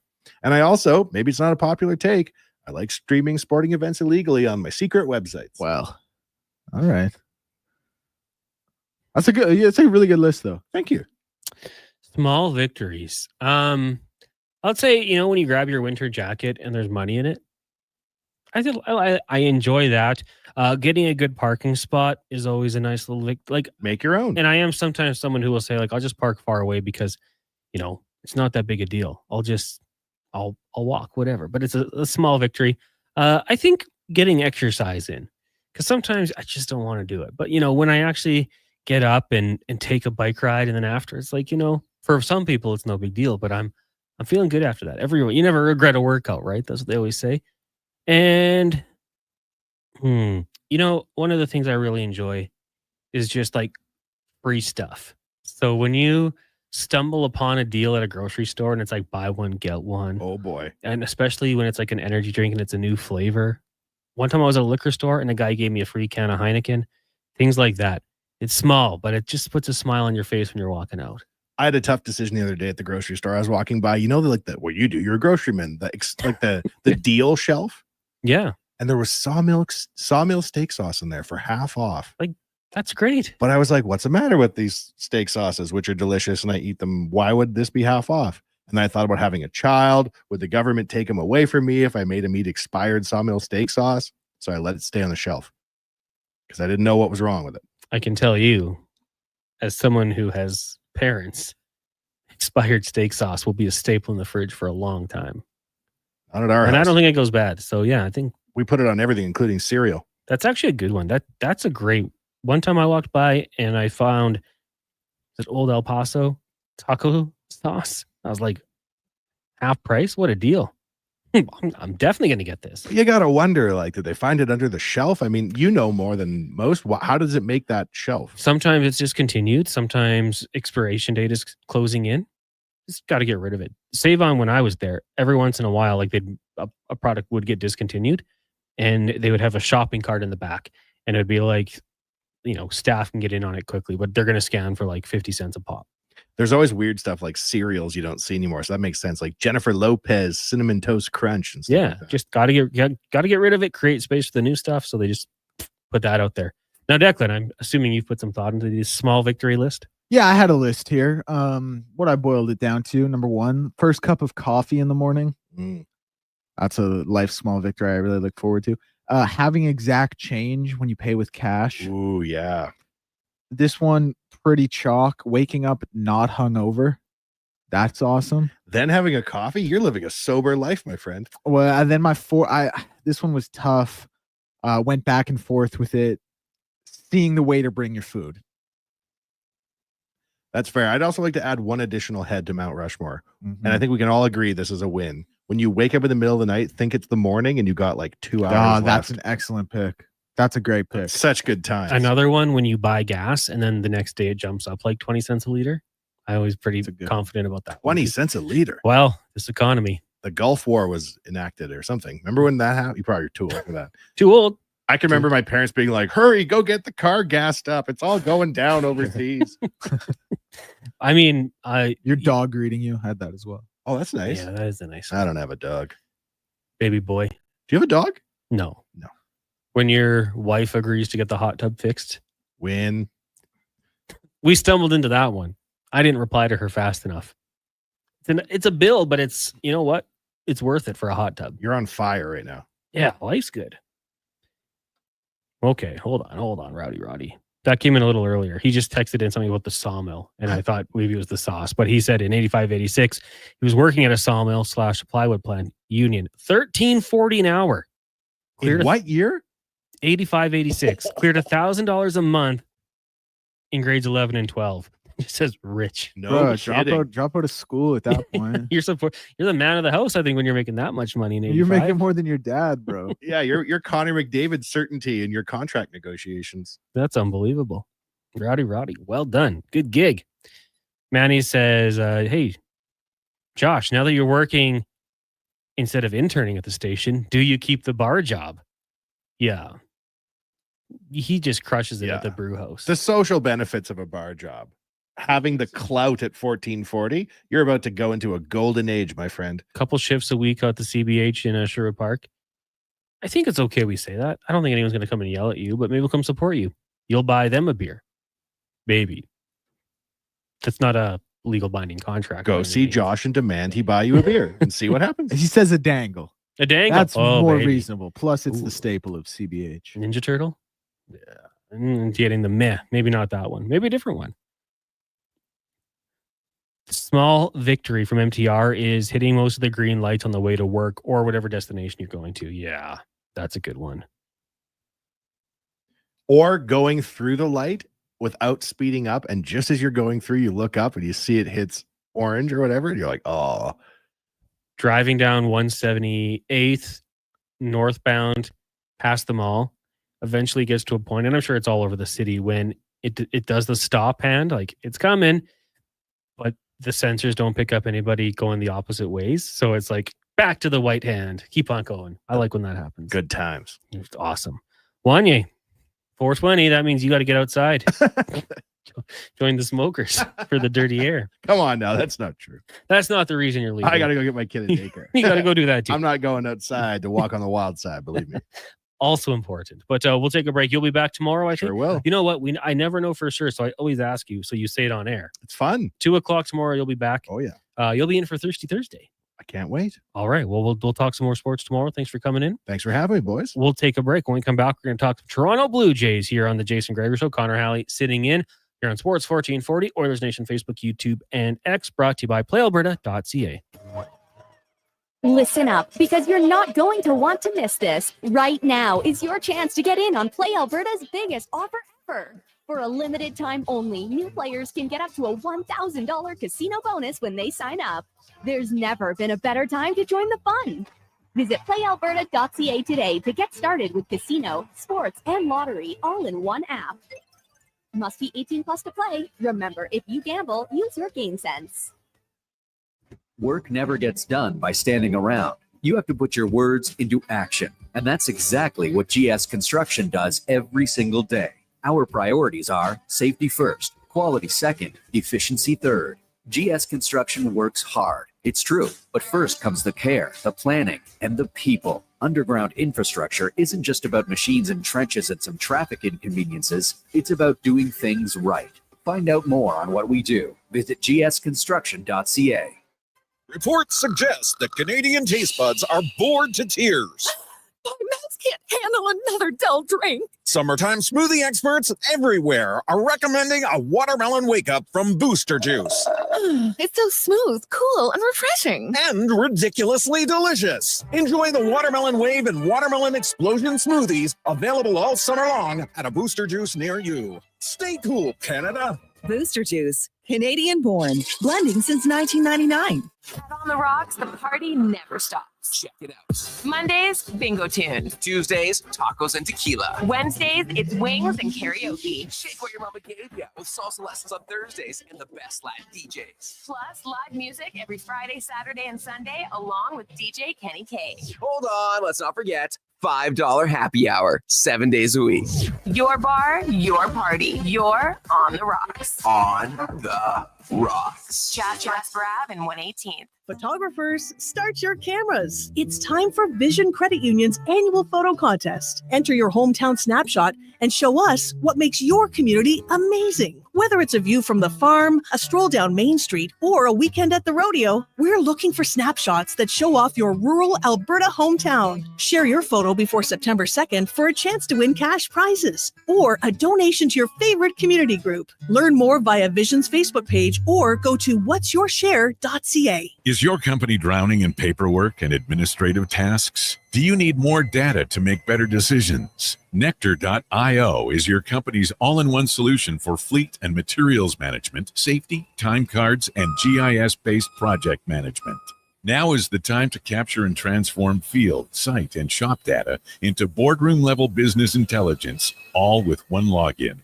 Visit Nectar.io to book a demo today. Nectar.io, your business made better. 5 trails blaze where others turn back. 15 secret swimming holes discovered. 50 incredible sights that made it all worthwhile. Measure your Tacoma's reliability and memories, not just the mileage. It's time to Toyota. Lease a 2025 Tacoma 4x4 double cab SR5 from $115 weekly for 60 months at 6.79% with $7,699 down. Visit shoptoyota.ca or your local Prairie Toyota dealer today. Action Electrical's projects team takes the field, folks. ready to execute the entire play for new commercial builds. Absolutely. They're masters of design build, sketching strategy from initial blueprints to core electrical infrastructure. The team never misses on complex projects. Known for handling big league constructions and major renovations, ensuring flawless execution, hire the Action Electrical team to bring home a win for your project. Visit actionelectrical.net. New Jizz Nuggets. This is New Jizz Nuggets, brought to you by Legacy Heating and Cooling. What nugget of cooling advice does Nuge have today? An air conditioner works by blowing air across the cold evaporator coil where the heat is absorbed into the refrigerant. I actually don't know what that means. Kind of like Zach Hyman with goaltender interference. Sorry, Zach. Well, you got me there. Get no payments and no interest for 1 year on your new AC from Legacy Heating and Cooling. Proud sponsor of New Jizz Nuggets.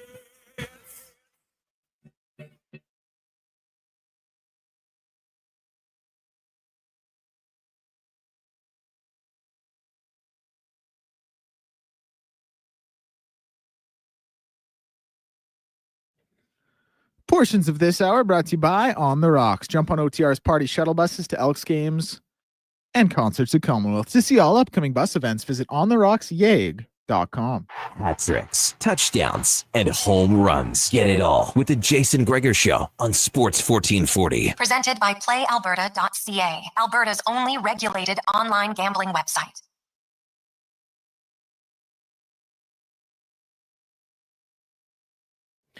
Sport 25, welcome back to the Jason Gregor Show here on Sports 1440, also streaming on Oilers Nation Facebook, YouTube, and X. Connor Halley, Declan Kruger, and Josh Fenwick with you here, coming from the Sports 1440 studios in West Edmonton Mall. The text line 1-833-401-1440 if you'd like to get in on the conversation.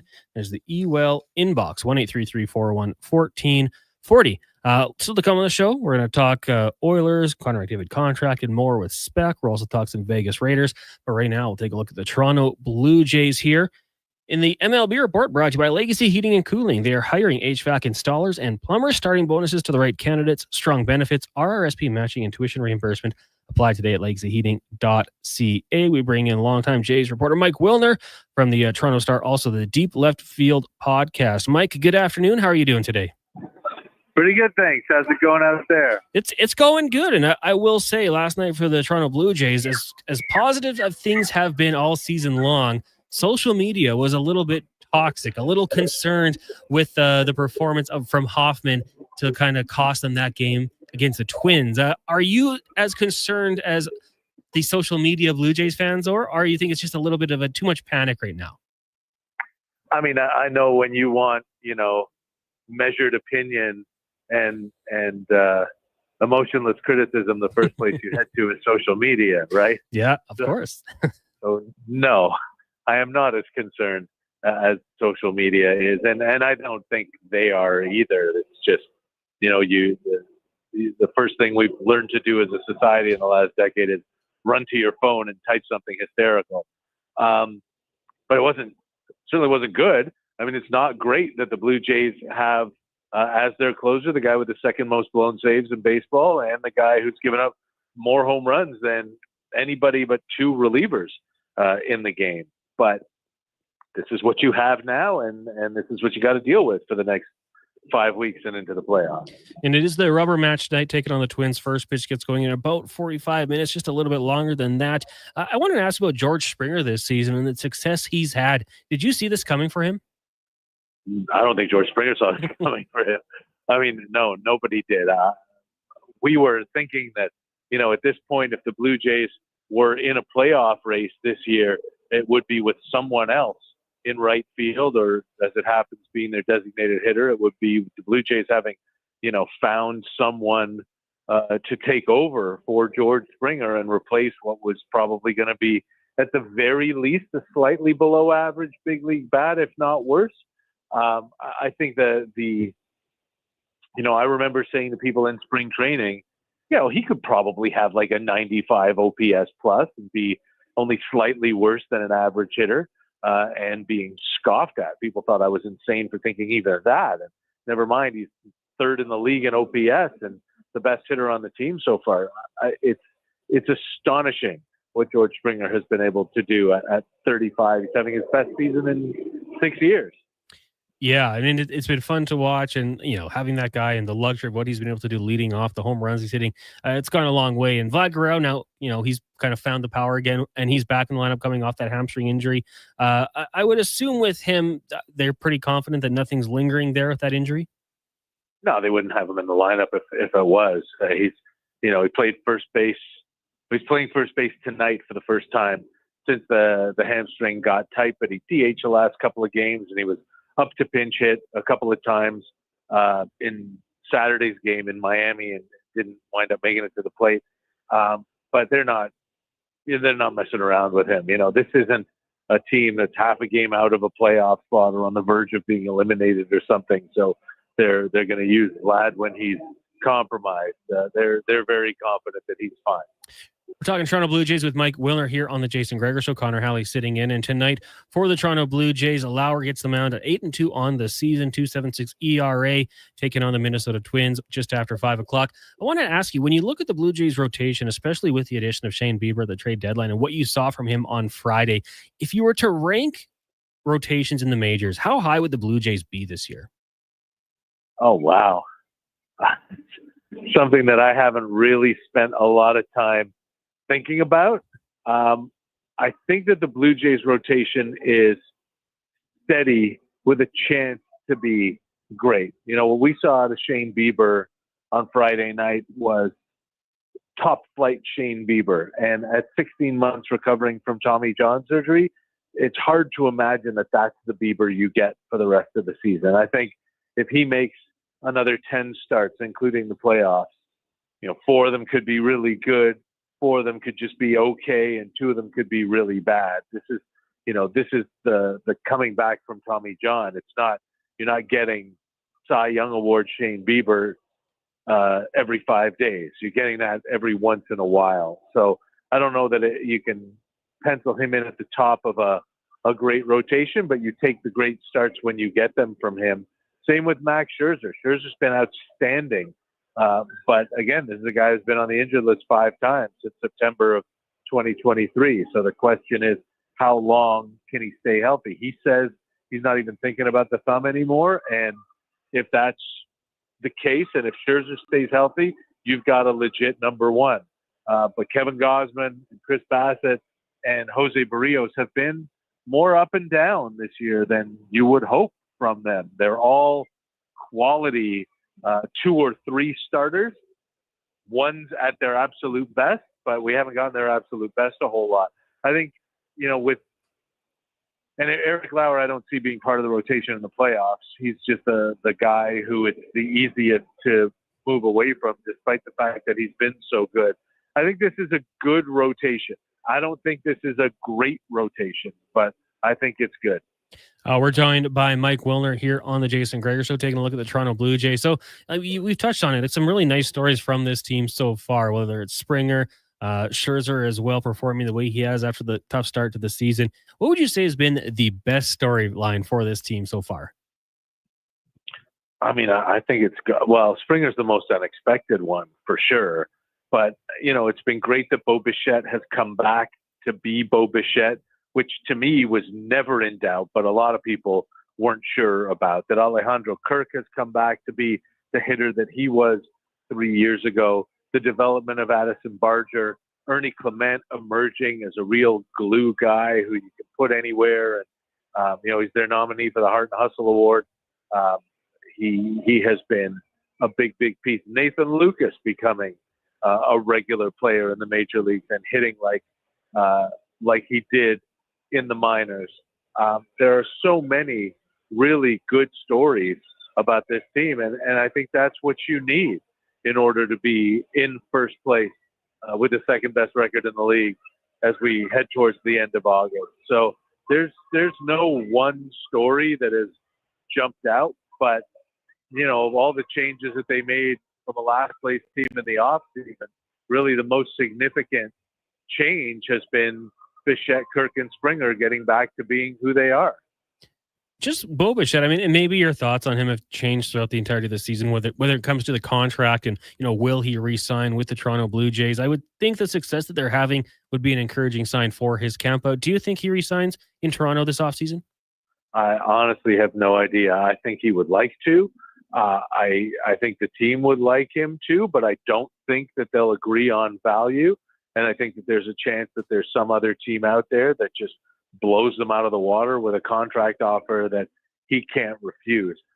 I don't love that ownership had to step in order to get a deal done with Vladimir Guerrero Jr. because the front office wasn't willing to go to the lengths necessary to get Vladdy under contract. I worry the same thing might happen with Bo Bichette. And Mike, before we let you go, one last question. I just want to ask you about in the AL East. There are 4 games up right now, the Yankees and the Red Sox. Both of those teams playing some good baseball right now. Who do you think would be more likely to track down the Jays as we get into the final stretch of the season? I don't know. I mean, they're both bad. That's the thing. Like, there are no great teams in the American League, including the Toronto Blue Jays. There are no great teams. There's a bunch of flawed teams. And, the Yankees, if they're not hitting home runs, they're not winning. The Red Sox have all kinds of flaws up and down the lineup and on the pitching staff. The Blue Jays obviously struggling in the bullpen now as well. I think that, nothing is secure. It's going to be a dogfight all the way down. I think the Red Sox and Yankees are both playing really bad teams this weekend, while the Blue Jays are home to Milwaukee, and the Brewers have the best record in the majors. So, watching the Yankees, especially here against the Jays in those 2 series where they won once out of 7 games, they just have so much trouble catching the baseball and playing good defense and making good decisions. I don't have a lot of faith in the New York Yankees, but they did really bolster their bullpen at the deadline. And while it hasn't worked out yet, that doesn't mean it's not going to work out in September.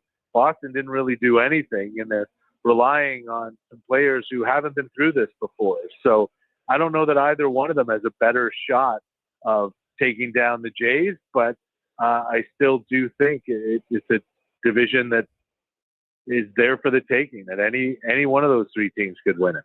Should be fun down the stretch. Mike, thanks so much for joining us on the show today. Really appreciate it. All right. Thanks for having me. There you go. Mike Wilner covers the Jays with the Deep Left Field podcast, as well as the Toronto Star, joining us here on the Jason Gregor Show, talking some Toronto Blue Jays as they look to take the series against Minnesota tonight. First pitch, 30 minutes away out in the 6th. Declan, you got tennis going on here on the TV. Leila Fernandez in action tonight. Did you see her throwing the football? I didn't. Was she was really slanging it? Little pregame workout. Okay. Yeah, she got a nice zip on it. Sewer ball for tennis players is just playing football, hey? I mean, I had the kind of like lefty for one. Okay. Had the little Vic flick at the end there, putting some heat on that. She's still alive. In action tomorrow as the graphic pops up. Tua fan, maybe. Could be. Who knows? No, probably stronger arm than Tua. Hey, no. Just kidding. Just kidding. Don't come at me, Dolphins fan. That was just a joke. But she has some good throws. We're rooting on her. We're hoping she can do some damage here at the U.S. Open. Declan, we'll take a little break here. When we come back, you and I will chop it up, maybe talk some Elks as they get prepped to take on the Calgary Stampeders this weekend down in Calgary. We'll dive back into the inbox as well. 1-833-401-1440, the eWell inbox. Get your text in, of course. Score with the Power Play partners at eWell. Get all your electrical needs at ewell.ca with 24/7 ordering and shipping in Edmonton and across Alberta. It is the Jason Gregor Show here on Sports 1440, streaming on Oilers Nation, Facebook, YouTube, and X, brought to you by playalberta.ca. The Midsummer Sales Event is on now at Volvo Cars Edmonton. The all-new redesigned 2026 XC90 is here. Test drive the ultimate evolution in luxury. Lease or finance a 2025 XC60 from 0.49% and save $5,000. Finance or lease a 2026 XC40 from 2.99%. Come and discover the deals now at Volvo Cars Edmonton. Great vehicles, better service. The Midsummer Sales Event is on now at VolvoCarsEdmonton.com. It's the Bricks mattress sale of your dreams. Score dreamy deals like up to 40% off mattresses and queen beds starting at just $269. Get select king mattresses for the price of a queen and select queen mattresses for the price of a twin. Plus, queen platform bases starting at just $299. Score 20% off metal bed frames when you buy any mattress and get free local delivery when you buy any mattress on your Flexity card. Some exclusions apply. See in-store for detail. The Brick, saving you more. The 8th annual Oilers Nation Open tees off Friday, August 29th at 9 a.m. A Texas scramble with fellow golfers, sports fans, and maybe even a few local personalities. Great shots, cold drinks, and a great cause. Gregor's Grads. Sign up at nationgear.ca. McDonald's sundaes and snack-sized shakes are $2, or get $1 cones exclusively on the McDonald's app. With those prices, your hands are going to be full of treats. Like Alex here. My phone. I got you. App download and registration required. At participating McDonald's in Canada. Taxes extra. Prices exclude delivery. Hey, Gary, is that your dad? No, this is Evan, the new sales rep I hired. Oh. First impressions matter, but when hair loss takes over, it can feel like you're not being seen for the maverick you truly are. Hi, I'm Dr. Vance Elliott. At Advanced Hair and Skin Surgery, we know that hair loss is more than just a cosmetic issue. It's personal. Let's discuss all the cutting-edge options available so you can make a great impression every time. Book a free consultation today at drvanceelliott.com. Diablo Boots sells only Canadian-made work and biker boots made by Canada West. No American or boots made in China, so no tariffs. All of Diablo's boots have replaceable soles and heels for longer life. Sizes 6 to 14 Triple E. Buy quality, buy Canadian. And support Canada West and Diablo, the two best names in the boot business. So save on boots by Save On Foods. That's Diablo Boots, 3340 Gateway Boulevard on the east side of Save On Foods. Buy Canadian. They're terrific.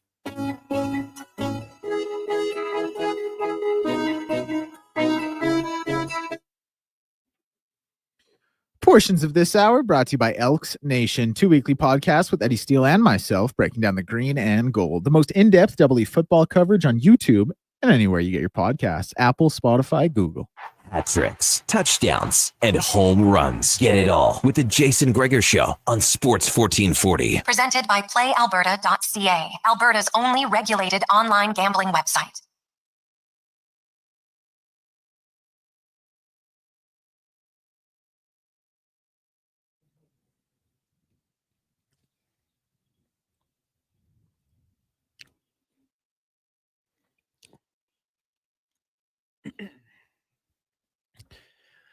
Welcome back to the Jason Gregor Show here on Sports 1440. We're also streaming on Oilers Nation Facebook, YouTube, and X. In case you missed it, announcement yesterday, starting on Tuesday of next week. You can catch the Kevin Carrier Show, Fantasy Frenzy, and the Lowdown Flow Tide streaming on YouTube. It'll be on Oilers. Well, no, it'll be on Sports 1440's account. So head over to YouTube, search Sports 1440 AM, click it, subscribe, and hey, Wanye Gretz promised oodle noodle to someone if we get to 1,000 followers, or when we get to 1,000 followers. But I'm thinking sooner than later might be the best way to do so. The Jason Gregor Show brought to you by PlayAlberta.ca. Tonight's $46 million jackpot in the Gold Ball Lotto 649. So get your ticket, PlayAlberta.ca. Also with your deposit, put in code word Gregor50, and you get a free $50 bet. So check that out, PlayAlberta.ca. Remember to use your game sense. I had a text coming from Brian. Hey guys, not sure if you were able to make it to the car show on Sunday. Want to let you know you're at $15,000 for a jump start. Yeah. Unfortunately, I had to get out to family photos on Sunday. I had forgot about that. So we had to go do that on Sunday. So I missed it. But yeah, next year for sure, reach out to us, Brian, and try to get a part of that, because that's a fantastic job you guys did. $15,000 for Jumpstart. Very well done. Jumping Jack Flash texting in. Hello, guys. On Peter Pocklington. A few key points. For FYI, I was around then. Gretzky was sold, not traded. ATB forced the sale of the Oilers as PP owed them a ton of money. He bought gainers and tried to break unions. First time I saw riot police practice in Santa Rosa Park until Premier Don Getty intervened. Jalen Nye did the book on PP. Kate says the money, PP didn't. Jumpin' Jack Flash. So yeah, we talked about that already. A polarizing figure for sure in the Edmonton region. John texting in the mid-70s, I worked at the Vegreville 5 to $1 store for 90 cents an hour. Big money. 5 to $1. I noticed like Dollarama added like plus or something to their logo. Dollar store, hard to find. I don't think it exists anymore. Petey Pablo texting in 25-cent draft at Cowboys and 25-cent highballs at Union Hall. Then Ezzy's had $2 draft night. The week was set. Oh yeah, Petey. We would, my friends, for a few years before they changed it, we'd go for cheap wings at La Pearl Pub and then walk and or cab to Cowboys for the 25-cent draft. Me personally, If they ran out of draft before I got there, I wasn't mad. I always would like to have a couple different types of beers before the draft because I don't know. Sometimes it was okay, but sometimes I didn't find it went down easy. But for 25 cents, it was worth it. Put the toonie down, 4 cups in each hand, pick it up and walk to your table. Everybody was happy. King of Fort Nasty says, it must suck being a Cowboys fan. Your team is supposed to be good, but never is, kind of like the Leafs. Yeah, but the Leafs have at least, gone to the playoffs a little bit more as of late. They got some belief. The Cowboys, no, it's been a while since they've got in. Shanked one texting in, hey guys, I was 16 years old when I got my first job at the Edmonton's Northland Coliseum. 1980, ticket taker, $3.75 an hour. That seems pretty good for the times. Being in the building as well for concerts and events. I'd hope maybe get a chance to go watch all of those games. That'd be awesome. Rocket texting in, hey guys, I feel all your pain. My son is 32 years old, still waiting for a cup. When I was 18, I saw my first of 5. 18 to 25 years old, I saw 5. Just sick how lucky I am. Rocket. Yeah, I mean, there's a certain generation, Declan, of people who really were spoiled in that. And then, of course, got to see Connor McDavid join the squad. And I think the expectation is that hopefully, you win 1 or 2 more. Let's get to the Oil Report, brought to you by Volvo Cars Edmonton. The all-new redesigned 2026 XC90 is here. Come test drive one today. Great vehicles, better service only at VolvoCarsEdmonton.com. And yeah, my parents were kind of in that same window, Declan. I assume yours would be the same. And I don't know if you talk about it, but like my parents would say, you went into the season with that Oilers team, those teams, I should say, the expectation was they're going to win a cup. If they don't win a cup, something went wrong. And Oilers fans, I think now the expectation has been set that they're going to make it to the final. Florida Panthers are a pretty formidable opponent, but the expectation, I think this year, Declan, would, for Oilers fans, like, get back there again, right? Yeah, definitely. But honestly, man, like, I got to take it a step farther. It's not good enough just to get there. Like, you got to win. I don't know if I'm on an island with that. I hope I'm not, because if I am on an island with that is my thinking, I think we have the wrong idea about what success is for this Edmonton Oilers team in this iteration of the team. Like, you have the 2 best players in the world. If not, you got 2 of the top 4. It's been a decade now. Like, it's time to put it together and win. Like, going back and losing for a 3rd time, there would be no solace in we've made it 3 times. It would be you've now lost 3 in a row. And Noel Rinsky texts me, you are on an island. Okay, like, all right, if you guys are just happy then getting there every year and losing, Godspeed. Not what I want from this Edmonton Oilers team. Don't think it should be what any Oilers fan wants either. No, and I mean, like, I get what you're saying. And it's tough to win. It is tough. Don't get me wrong. I'm not acting like it's easy. I'm not acting like you just show up and do it. But it is time. You tell me if this team doesn't win, that's a success. If this iteration of the Oilers team never wins a cup, if they just go to 3 and lose every year, that's a success. You have the best player we've ever seen play hockey.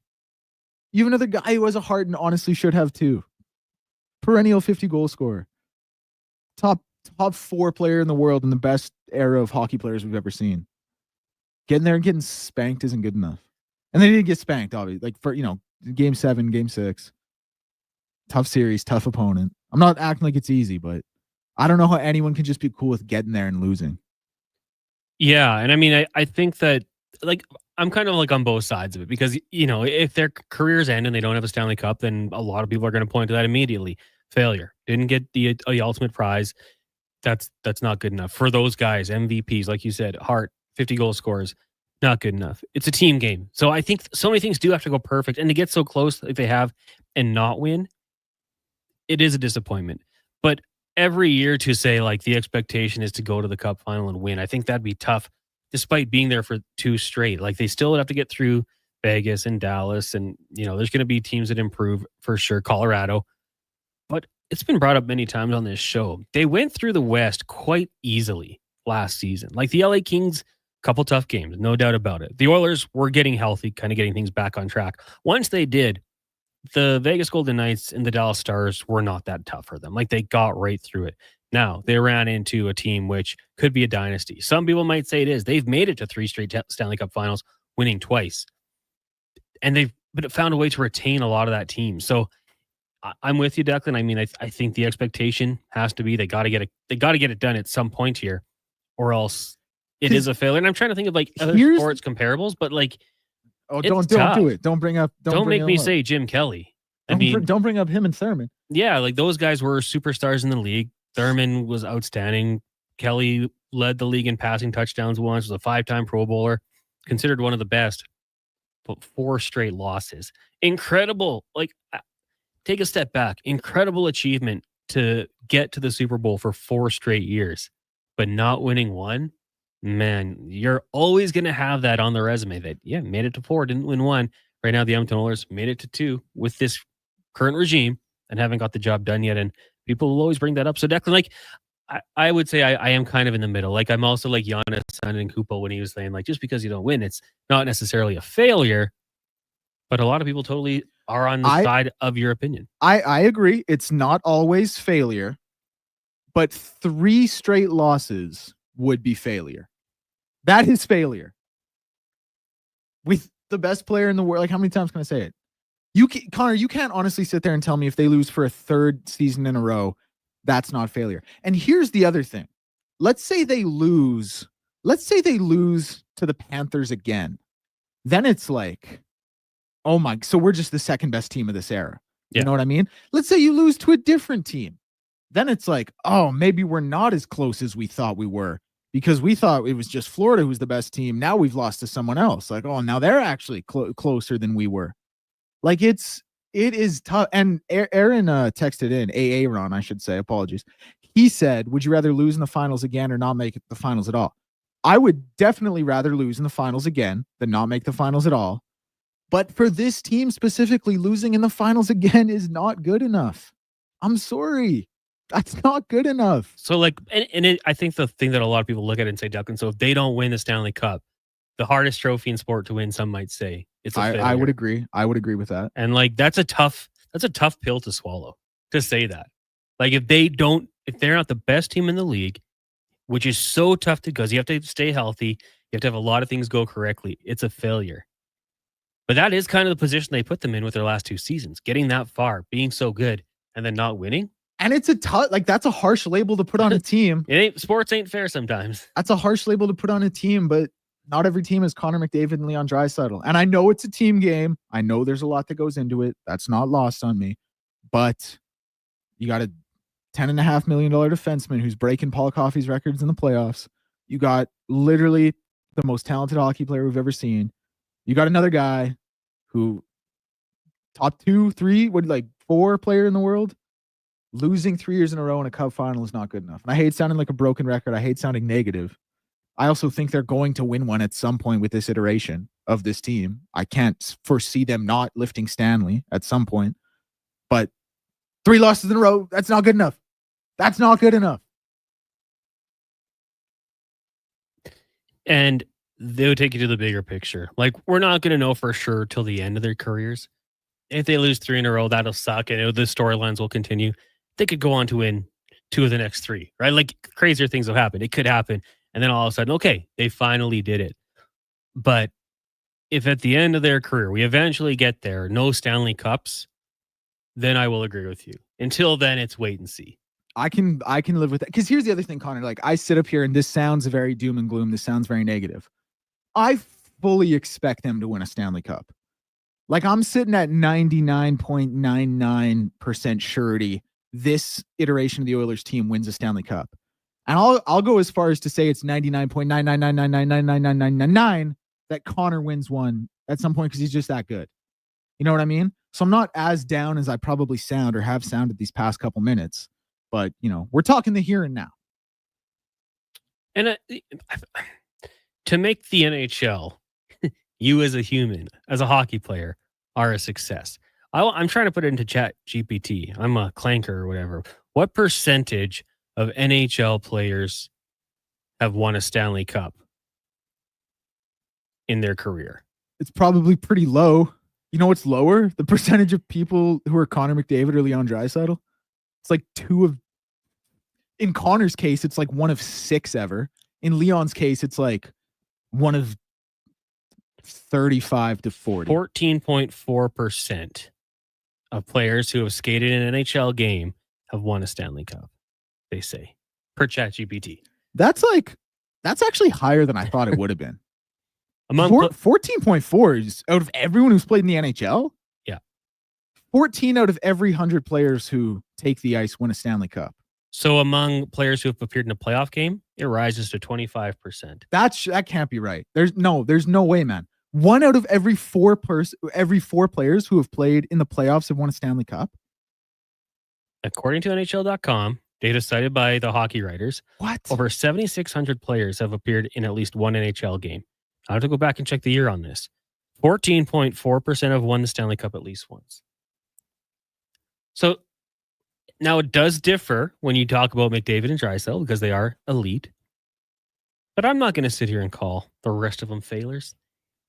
86% of hockey players are failures because they didn't win the Stanley Cup. Not saying that that's what you're saying, but pretty damn good run. A lot of fan bases would give anything to see their team make it to back-to-back Stanley Cups. But in their career, every generational talent that we've seen in the last little while here, whether it is Crosby, McKinnon, Alexander Ovechkin, Stanley Cup champions, other stars, Patrick Kane, Geno Malkin, Drew Doughty, have gotten Lord Stanley, Jack Eichel now, Matthew Tkachuk, all these guys. So just so the haters don't come out of the woodworks, I hope they get one. And I think they will. Connor, I got to get your take on this one. So I'm going back and forth with Noel Rinsky here. He is very much, I say to him, the point of sports is to win. He says 100% disagree. Where do you come out on this? Probably varies person to person. I know there's some athletes that are there to get a paycheck. But for sure. Yes, you play to win the game. That is the quote. But to make it that far, man, I'm so on the fence. I am so on the fence on this one. Because I hate to be you never won a Stanley Cup. You're the best player, but you're a failure. Dude, if Dan Connor Marino never wins a Stanley Cup, he has failed. Dan Marino, you're a failure. Carl Malone, Charles Barkley, failures. Top 1% of what they've ever what they've done in that profession. But a failure? I don't know. Dude, but in this specific example, those two dudes can't hold Connor McDavid's jock in terms of talent in their sport. So to have someone who's that much better than some all-time legends you just named, I think a lot of people just sit there with the Oilers colored glasses on. I don't know how you can. Maybe I'm the crazy one, because clearly I'm rambling and my voice is trembling now. So clearly I'm worked up. But. No, but but the thing is, I think there is some validity to what you're saying, because people will say that if you talk to 18-year-old Connor McDavid, he would probably say, if I don't win a Stanley Cup, to a certain extent, I failed. For sure. He knows. There's one goal that you wouldn't have accomplished, and it would be, you'd give up anything for it. Ask any pro athlete that's had the success but doesn't have a major championship. They'd give it all up for a title. We've heard that from all of them that don't unfortunately get the job done. But I'm not one that says winning is an individual stat. I think in some sports you can do it more so, but playing a third of the game in the NHL, how long is the puck on your stick, right? You can't do it by yourself. In the NFL, quarterbacks have the biggest opportunity, but man, you need a defense, you need other players, you need coaching staff. It's a good question, but I see fair points from both of you. I would never. I don't know how you can, again, not to pick on Noel, and sorry for using your name if you didn't want it out there. But I just don't know how you can watch a professional sport, NHL, NFL, NBA, MLB, whatever it is, and not think the goal is to win. Yeah. We're just happy with competing.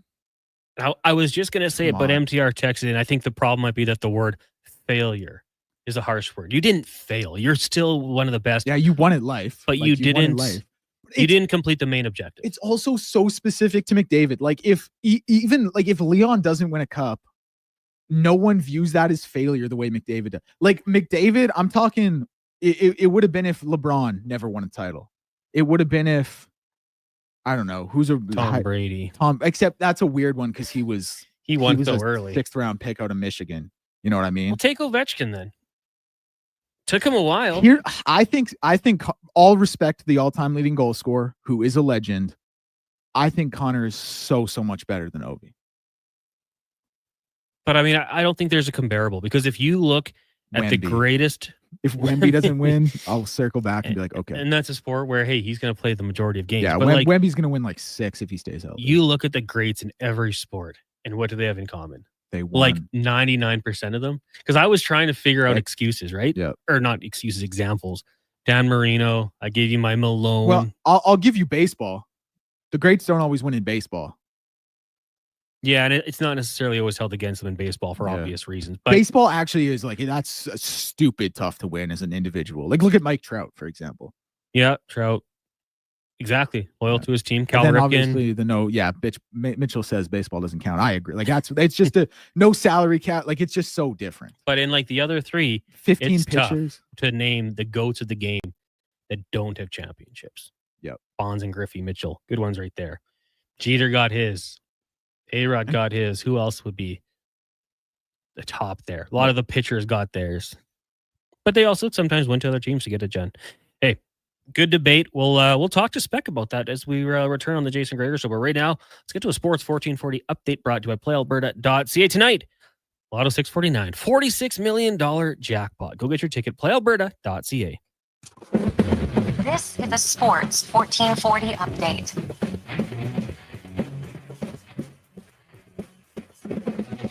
MLB finals from earlier saw the Yankees over the Nats 11-2, Braves over the Marlins 12-1, Guardians over the Rays 4-3 in extras, and the Mariners over the Padres 4-3 as well. Only one game on right now, Red Sox and Orioles. Red Sox lead that one 1-0 in the bottom of the second, and the Jays will throw their first pitch in about 7 minutes time here. Eric Lauer on the mound as they play host to the Twins. It was Novak Djokovic winning earlier today in his second round matchup in 4 sets after dropping the first, and second seed Carlos Alcaraz set to begin his match in moments time here. Leila Ann Fernandez currently in action in her second round U.S. Open match. That score currently sitting at, that game starting in half an hour. My apologies.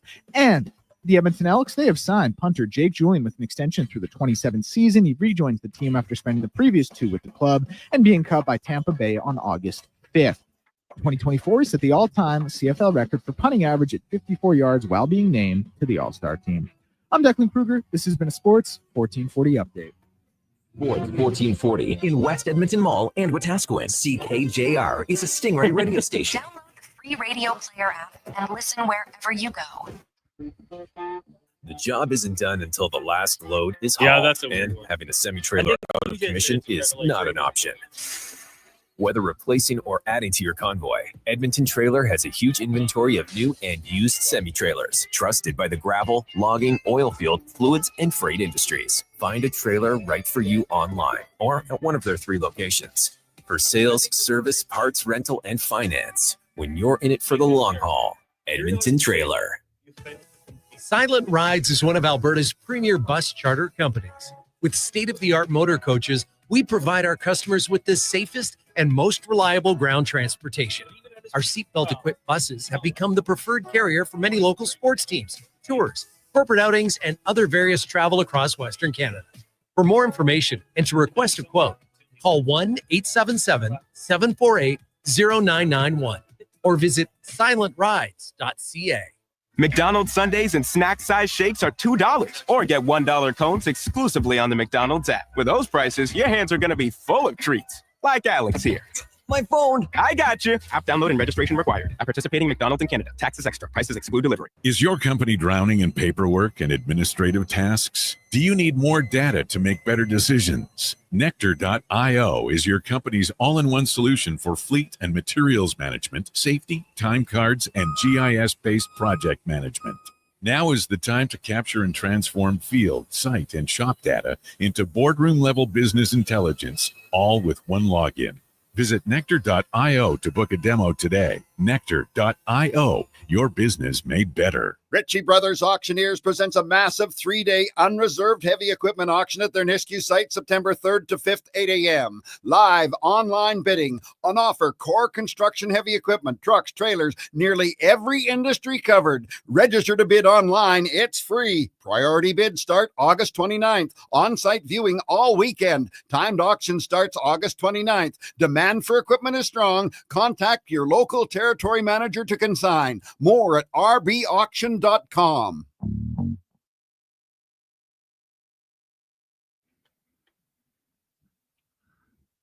Portions of this hour brought to you by Japa Machinery. Did you know that Japa offers in-house and on-site service? Rain or shine, Japa's service department is here for you.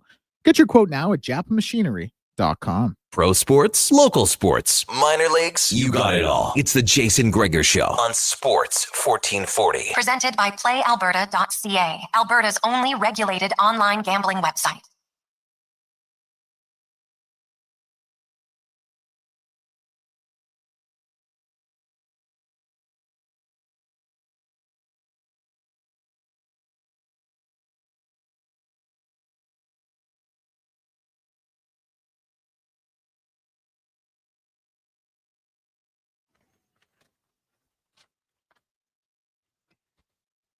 It's 5:04. Welcome back to the Jason Gregor Show here on Sports 1440, also streaming on Oilers Nation, YouTube, Facebook, and X. The Jason Gregor Show brought to you by PlayAlberta.ca. Tonight, Gold Ball Jackpot, Lotto 649, $46 million. You can get your ticket at PlayAlberta.ca. Also, with your deposit, put in code word Gregor50 for a free $50 bet. Right now, let's get to the Spec Report brought to you by GS Construction. They specialize in underground infrastructure. They make your life more enjoyable with running water and indoor plumbing. They're the grinders of construction, GS Construction. Mark Spector of Rogers Sportsnet joins us once again. Spec, how you doing today? Oh, doing okay. What's going on? I think we might have had you muted. Hey, how about that? Oh, there we go. Sounds good, Spec. So I don't know if you got a chance to listen to our previous segment. It got a little bit heated when the term failure was brought up for Connor McDavid and Leon Draisaitl if they were to not win a cup next season, and I guess by extension beyond. The way I look at it, you failed to accomplish a task in that scenario. You're not a failure. How do you look at that discussion when it comes to failure and, not winning a Stanley Cup? Yeah, that's it. Like, I think that both guys are absolutely of the mind that they're here to win Stanley Cups and that their career will be incomplete without a Stanley Cup, and that, getting to the Stanley Cup twice and losing, if they would get there another time and lose again, that there is obviously they failed to win a Stanley Cup. Well, I didn't hear the segment. Anyone who's going to tell me that two of the top 5 players in the world are failures, like, that's, what are we talking about here? You're a failure as a human being, as a hockey player. Like, how are we defining this failure thing? Yeah, I mean, to be the best in your sport and top 0.0001% to ever do it, not a failure, clearly. But I mean, people saying in the text line here, like, 2025, 2026, cup or bust. The Oilers would not say that, but do you think that is fair, with what this team has done and, getting so close the last couple seasons? Oh, it's cup or bust every year now. Like, there's no question. They've proven they're the best team in the West. There's no doubt about that. No one would ever say to you that there's someone in the West is better and Edmonton somehow fluked through. They haven't proven they're better than Florida. In fact, the opposite is true. Florida has proven they're a better hockey team than the Edmonton Oilers, beating them twice. I don't know who could disagree with that, possibly.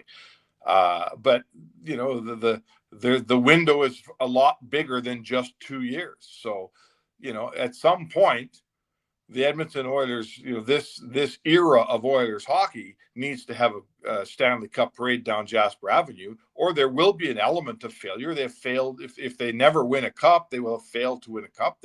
You can use the word fail in that context for sure, absolutely. But I would never say that one player is a failure, or that one person is a failure. Like, it's a little much, isn't it?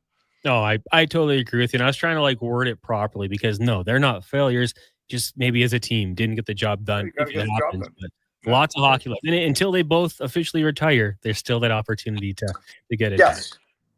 Listen, for sure. Absolutely. The goal here is clear. And it is clear that the goal has not been reached. And nobody would ever disagree with that, from Stan Bowman to Connor McDavid to the last guy on the roster. Don't anyone ever tell me that some goal has been accomplished because they got to 2 cups and didn't win them. That's not the goal, right? The original goal was to be really good and get to cups. They've accomplished that, but the goal is to have a parade. The goal is to get a ring. The goal is to win a cup. don't mitigate that with some form of excuses. Well, the other team, this and that, and blah, blah, blah. Forget it. The goal is to win, and they haven't won yet. Mark Spector of Rogers Sportsnet joining us here on the Jason Gregor Show. Connor Halley sitting in for Jason, who returns next week. Connor McDavid did speak to the media today down at the orientation camp for the Canadian Olympic squad and, got the question from Ryan Rishaug about the contract. What he said to me was kind of just on par. Like, nothing really surprised me from what he said. Did you take away anything differently from that quote? No, absolutely not. It's always a difficult situation when you talk to any player in any sport with a pending contract. They can't come out and say, we're signing, don't worry about it. I want to play there. There's nowhere else I want to go. My wife would kill me if I left. No one ever says that in any sport, right? In any city. They have to play the game where they leave, it's a negotiation. Now, this is a bit of a different negotiation here, because there really isn't a negotiation. Connor McDavid's team with his agent, Judd Moldaver, they will arrive at the time when they're ready to arrive at, and they will say, here's the money and here's the term. And, Stan Bowman and Jeff Jackson may want to talk about it a little bit before the deal gets signed. But to be honest with you, there's not a negotiation here. Connor McDavid says, I'll sign with you for X amount of years for X amount of money. You hand him a pen. That's all there is to it. This isn't, well, we'll get back to you because we're still trying to fill out a roster or gee, we're going to look at our options. No. This isn't a negotiation. Connor McDavid and Judd Moldaver will decide on the term. They will decide on the money. They will decide when the contract gets done. And if it doesn't get done, there's no one else to blame, right? If for some reason it takes longer, if for some reason it doesn't happen when you want or how you want, the entire basket is in control of the McDavid camp here. The Oilers are basically providing the pen and the paper on this thing. And as far as I can see, that's about it. Yeah, no, I was with Jeff Merrick. He kind of said, it's an easy negotiation. What he wants and what they want to do, it's going to get done. Just sticking with Team Canada at the Olympic Games. Obviously, we know a couple other Oilers down there, Ryan Nugent-Hopkins, Evan Bouchard, and Zach Hyman. Of those three, in my opinion, Hyman and Bouchard, I would have on the team. Nuge, a little bit of a long shot. But how many do you think, when it comes to the Oilers, end up representing Canada in Italy? Well, it's a good question. I mean, McDavid's playing. I think a healthy Hyman is playing, in my opinion. So let's put those two guys on the team right now.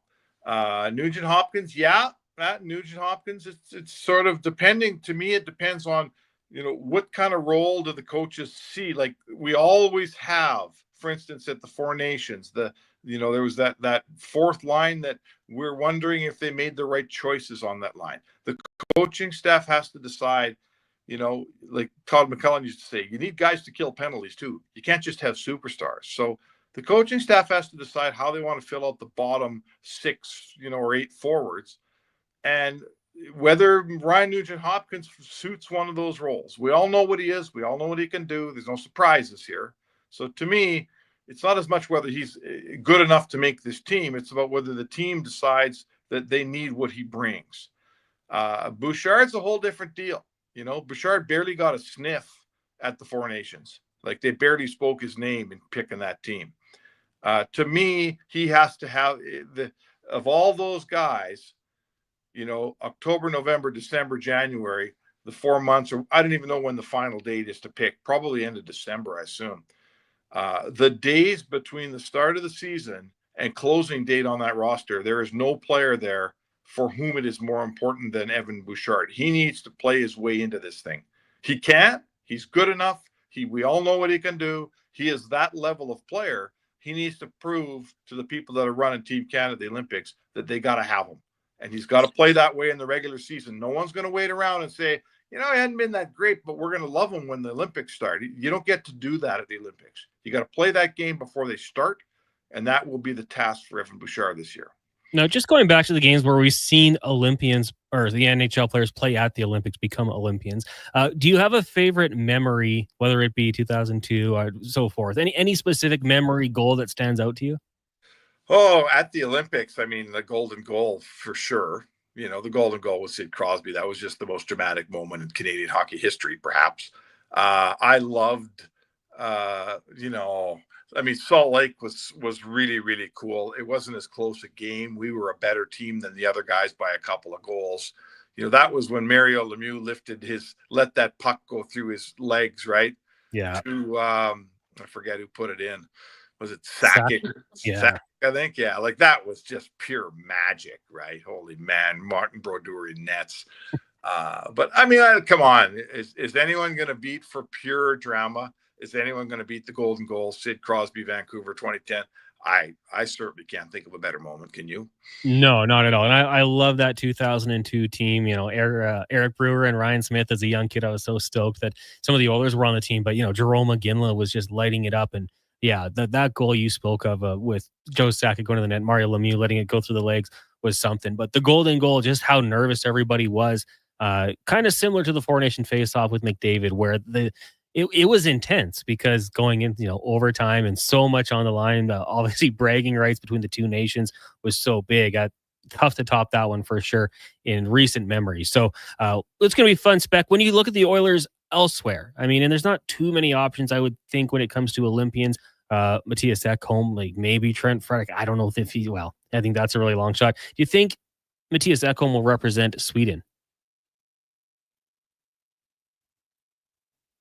We might. There you go. Matthias Ekholm will represent Sweden if his game comes back to where it's always been.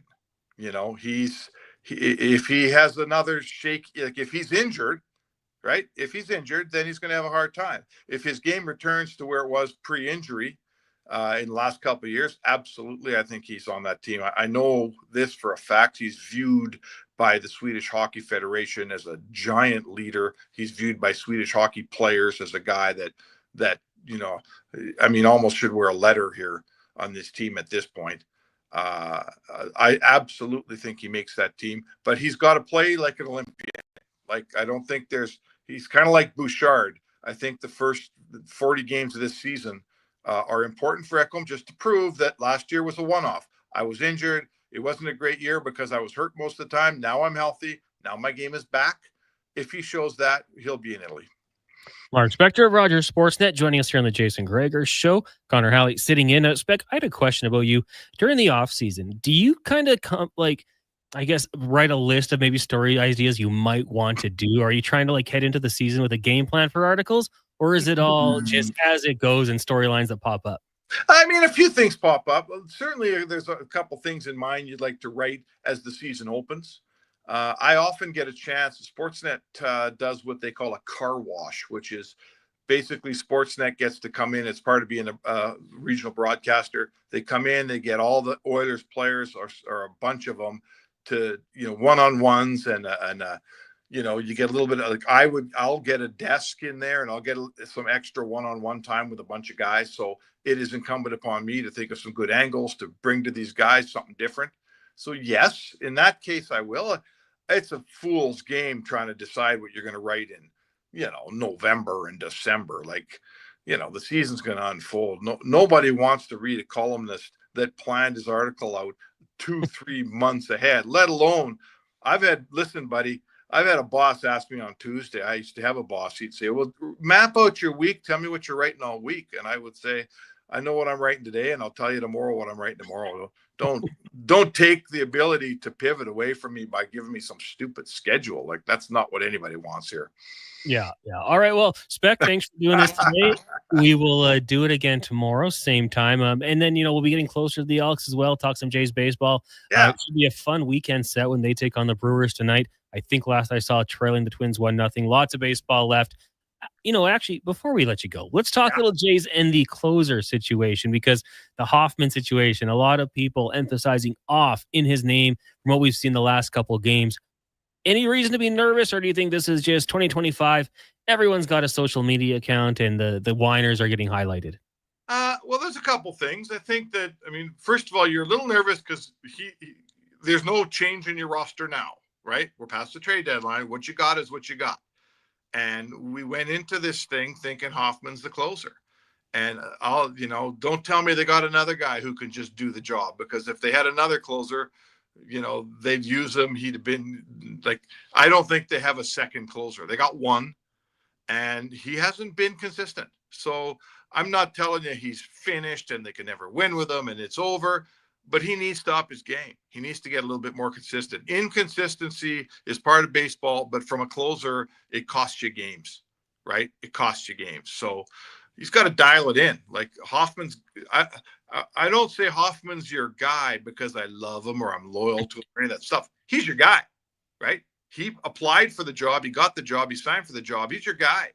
So he's got to bring it on a more consistent basis or he's not getting his job done. He's not earning his check. His paycheck comes because you can count on him in the ninth inning. And if you can't count him in the ninth inning, he's not getting the job done. So he's got to bear down and get better. And if he does, then I think he can. The team will be fine. If he doesn't, they won't win. It's simple as that. We were corrected. Paul Correa had the goal. Oh, Paul Correa had the goal. That's right, of course. Sakic had another one in that game where I think he was tripped and went down on the ice or something along those lines. He was great in that game. He was great in that game. Yeah. Oh, absolutely, absolutely. Okay, Speck, well, thanks for doing this. We'll now let you go, and we'll talk to you tomorrow. All right, boys. Thanks, Connor. There you go. Mark Spector, Rogers Sportsnet, joining us here on the Jason Gregor Show. Thank you to, who did we have here? Rowdy Roddy. We also had Matt and a couple others saying Paul Correa. Man, Paul Correa. What a run. That guy was a good player. I cannot watch the highlights of the Stanley Cup final where he took that shot from Scott Stevens, leaves the game, comes back, scores the goal. Goosebumps every single time. I've seen it so many times. I know what's happening. It's so predictable, but every single time, goosebumps. We'll take a break here. We're going to come back, continue our look around the NFL, and we'll be joined by someone who covers the Vegas Raiders closer than anyone. That's coming up next here on the Jason Gregor Show here on Sports 1440, Oilers Nation, Facebook, YouTube, and X, brought to you by PlayAlberta.ca. Ah, Hawaii. The warmth of a golden sunset as the waves roll in. The freshness of a waterfall. The lush scent of tropical flowers in the air. You don't need to travel to enjoy all Hawaii has to offer. You just need to order pizza. Bring Hawaii home with the Aloha Trio, available for a limited time at Papa John's. Try our classic Hawaiian, super Hawaiian, or Hawaiian barbecue chicken for just $19.99 each. Better ingredients, better pizza. Papa John's, proudly locally owned and operated. Legacy Heating and Cooling is your supplier of maximum comfort, bringing you the cool AC you need. You just have to call Legacy. Call Legacy. For comfort at night when the hot air suffocates you. Call Legacy.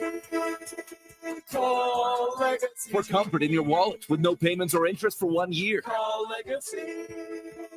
Call Legacy. You deserve comfort. Cool off today with AC from Legacy Heating and Cooling. Listen up, because you're not going to want to miss this. Right now is your chance to get in on Play Alberta's biggest offer ever. For a limited time only, new players can get up to a $1,000 casino bonus when they sign up. There's never been a better time to join the fun. Visit playalberta.ca today to get started with casino, sports, and lottery all in one app. Must be 18 plus to play. Remember, if you gamble, use your game sense. It's the Bricks mattress sale of your dreams. Score dreamy deals like up to 40% off mattresses and queen beds starting at just $269. Get select king mattresses for the price of a queen and select queen mattresses for the price of a twin. Plus queen platform bases start at just $299. Score 20% off metal bed frames when you buy any mattress and get free local delivery when you buy any mattress on your Flexity card. Some exclusions apply. See in store for details. The Brick, saving you more. Performance by Action Electrical today. Their projects team kicks things off, designing and building with unmatched skill. Then the service team swoops in for those crucial repairs and maintenance. And don't forget the testing team, ensuring everything's safe and sound before the solar team scores with sustainable energy. A complete team effort. Have Action Electrical bring home a win for you and your project. Visit actionelectrical.net. The Midsummer Sales Event is on now at Volvo Cars Edmonton. The all-new redesigned 2026 XC90 is here. Test drive the ultimate evolution in luxury. Lease or finance a 2025 XC60 from 0.49% and save $5,000. Finance or lease a 2026 XC40 from 2.99%. Come and discover the deals now at Volvo Cars Edmonton. Great vehicles, better service. The Midsummer Sales Event is on now at VolvoCarsEdmonton.com. Photographers, start your cameras. It's time for Vision Credit Union's annual photo contest. Enter your hometown snapshot and show us what makes your community amazing. Whether it's a view from the farm, a stroll down Main Street, or a weekend at the rodeo, we're looking for snapshots that show off your rural Alberta hometown. Share your photo before September 2nd.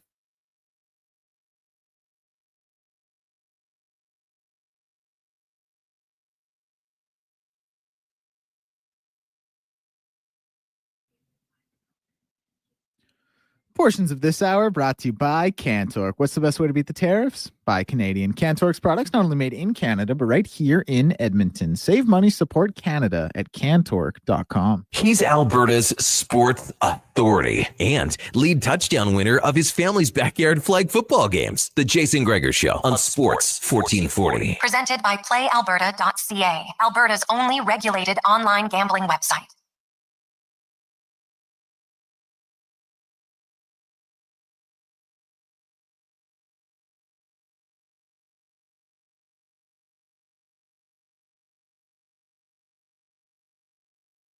It's 5:24. Welcome back to the Jason Gregor Show here on Sports 1440. Connor Halley sitting in. We're also streaming on Oilers Nation Facebook, YouTube, and X. The Jason Gregor Show brought to you by PlayAlberta.ca. Tonight's Gold Ball jackpot coming in at $46 million. Get your ticket at PlayAlberta.ca. Right now, we're going to continue our look around the NFL. We've gone through the AFC West this week, and now we're going to head down to Vegas and discuss the Raiders with Mayra Gomez, sports analyst or analyst with the team on the Spanish broadcast. Mayra, good afternoon. How are you doing today?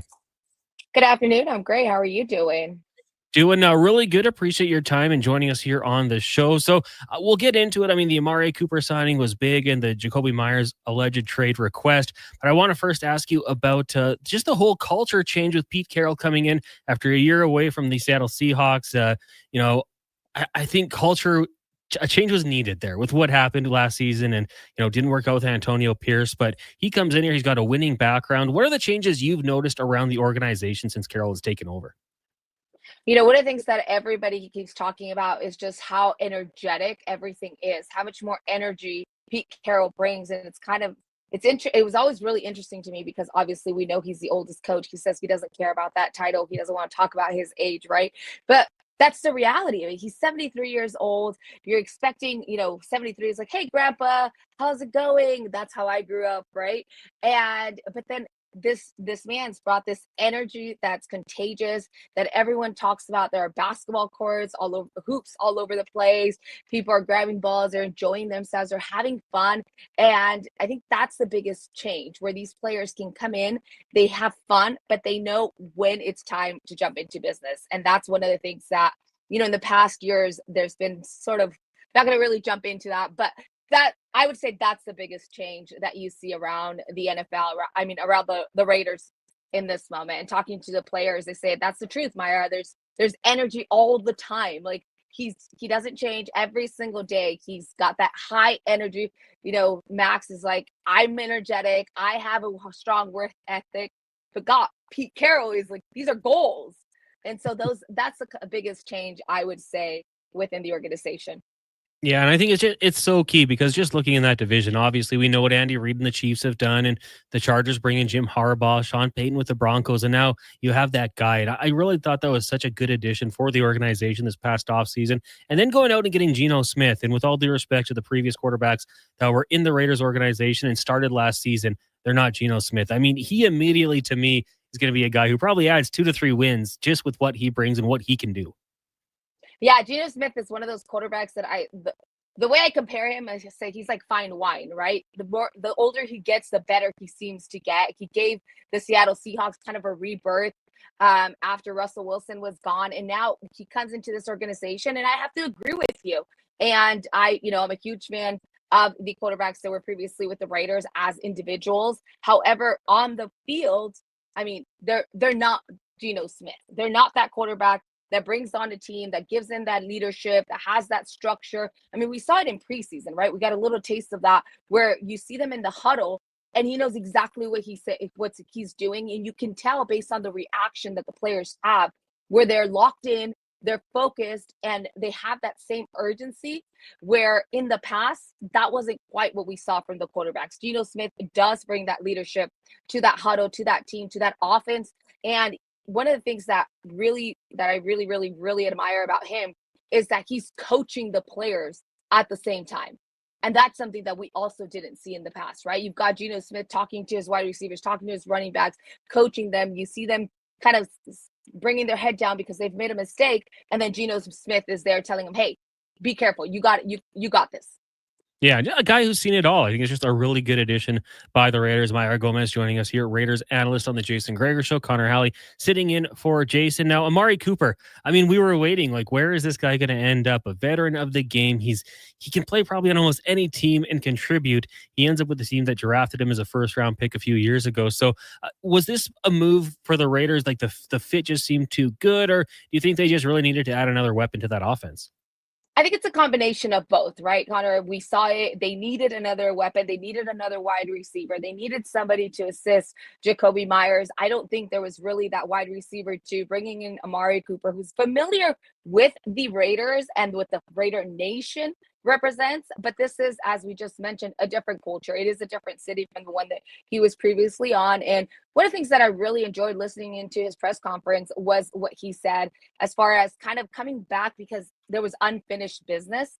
And so that's one of the things where I look at it and go, wow, this is a different receiver, right? This is someone that's mature. This is someone who's gone out, who when he was first drafted, as you mentioned, he was the first overall pick.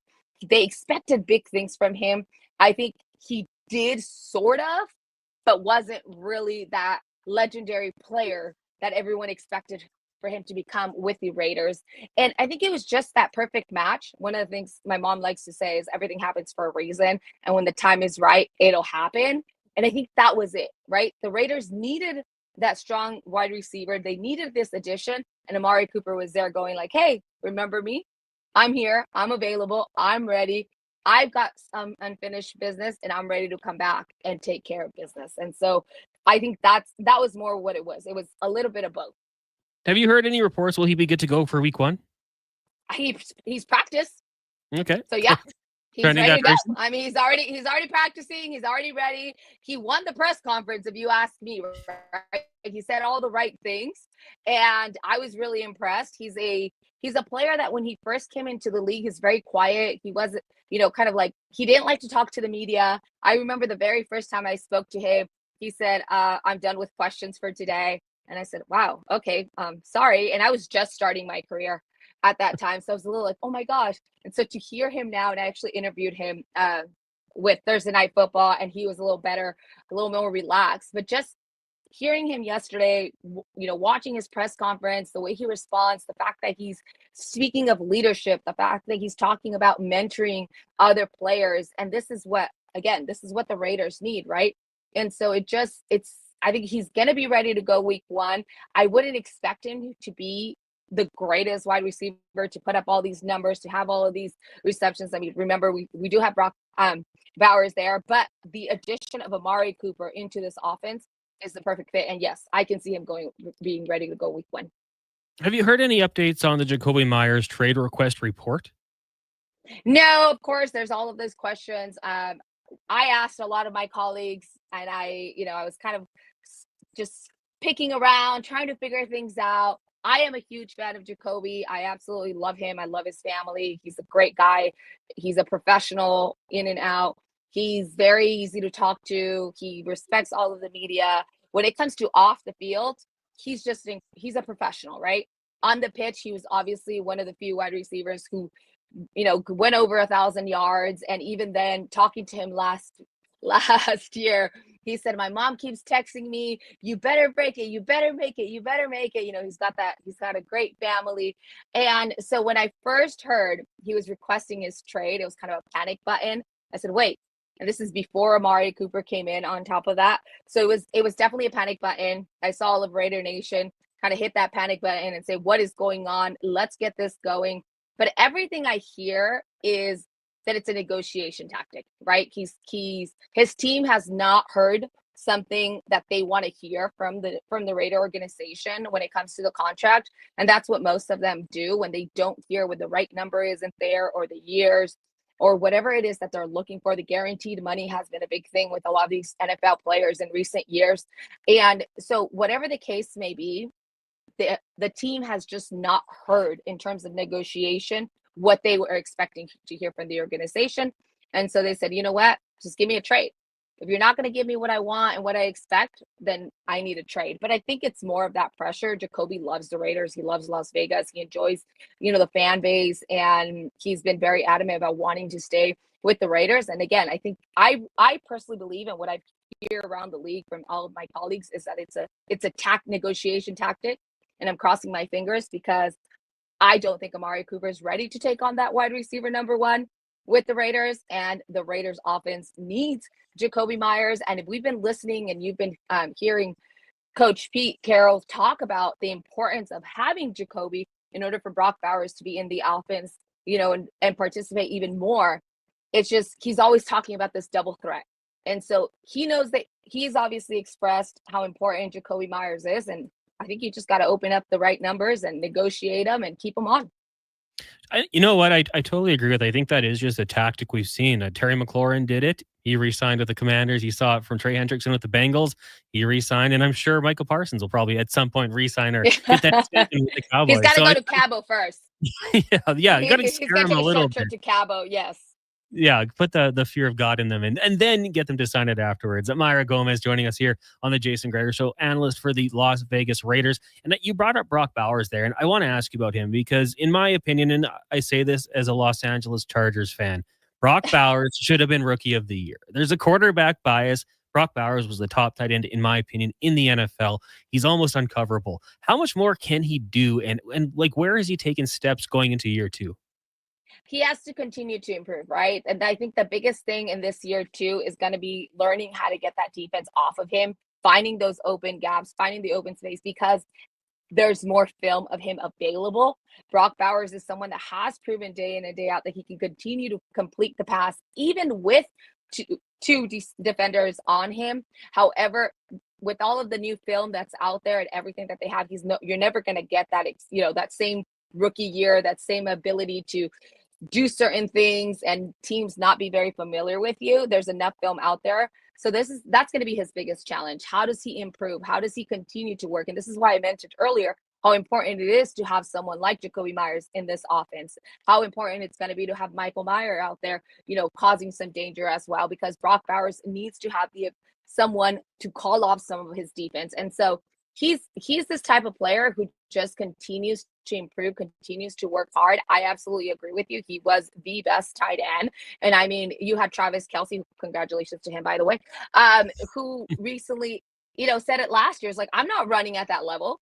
I'm no longer there. Like, that's the top tight end that the NFL has. And it's true. He was the best tight end. He did the best numbers. He should have been Rookie of the Year, in my opinion, as well. Unfortunately, that wasn't the case.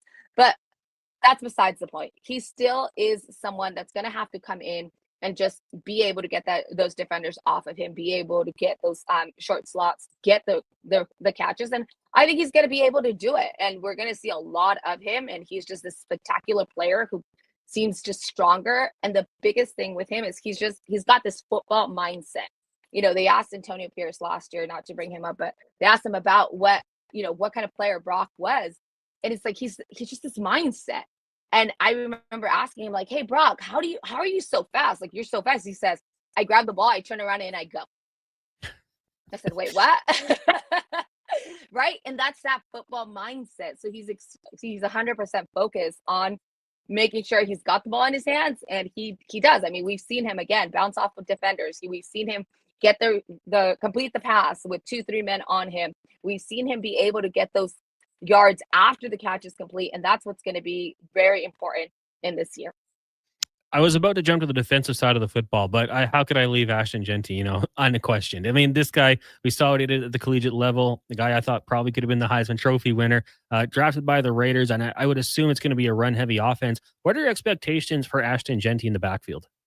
Oh, I think it's probably the highest expectations you can possibly think of, right? You bring in an offensive coordinator that's known for the running game. You bring in the right weapons, and you obviously draft this runner. We know what the run game was last year. Unfortunately, it wasn't exactly, Seuss didn't quite develop the way they were expecting him last year. And so the Raiders struggle with having a run game overall. And so this year they just went heavy on it. It is going to be, as you mentioned, a run game. You know, all the colleagues talk about, hey, the cat's out of the bag. Sorry to break it to you, Pete Carroll. We all know you're going to run, right? And this is why it's so important that O-line, that we finally know what the starting O-line is going to be, and that they start practicing that way. But that's another point. But yeah, I mean, Genty's going to be someone that's going to be very much, they're going to hand him that ball. They're going to be expected to run. I was a little scared in the preseason game 2 there, because he actually came off the ball after one of the plays, and he's like shaking his hand, and he went into the medical tent, and Harry said, see, this is why I don't want these players playing in preseason. But fortunately he was okay. But he came back in and once again is running off of defenders. You think he's going to get hit. You think he's down, and he just keeps running, and he falls forward every single time. He's someone that is going to be expected to put up those yards, to, you know, put up those numbers, to make sure that he's just constantly moving forward. And yeah, the expectations are quite high. I mean, from everyone in Raider Nation. So, Meyer, just now going to the defensive side of the football, Max Crosby is just relentless. Guy's an absolute animal rushing the passer. Outside of Crosby, who are some names to watch out for this season? Oh, you're going to have DJ, right, who had a great opportunity last year to be able to put in some numbers, to come out there. We also have to talk about Tyree Wilson. It's his 3rd year. It's time that he stands out. He struggled year 1, year 2. You know, he was getting more adjusted, more comfortable with his stance and everything going on there. And I think this year he needs to be a standout. You're going to have to he's going to have to step up. He's going to have to be present. You've got Adam Butler, who got his extension this summer, who last year, I mean, he just became a beast. And I used to tell him in the locker room, I was like, Adam, what are you sprinting to? Because you're just chasing down, they had Patrick Mahomes. I said, you're keeping up with Patrick. How do you do that? Like, that's impressive. And he's like, right, I'm doing better. He's very motivated. He gets that extension this year. So he's extremely motivated this year. I think he's someone that you're going to have to look, keep your eyes on. And I think just the biggest question is that secondary, right? It's that secondary, young players. I can't really tell you off the top of my head who's going to be starting or how that's going to work out. But that, to me, is the biggest concern on the defense. Excellent stuff, Meyer. Well, thank you so much for doing this today. We really do appreciate it. And hopefully we can get you on again during the season.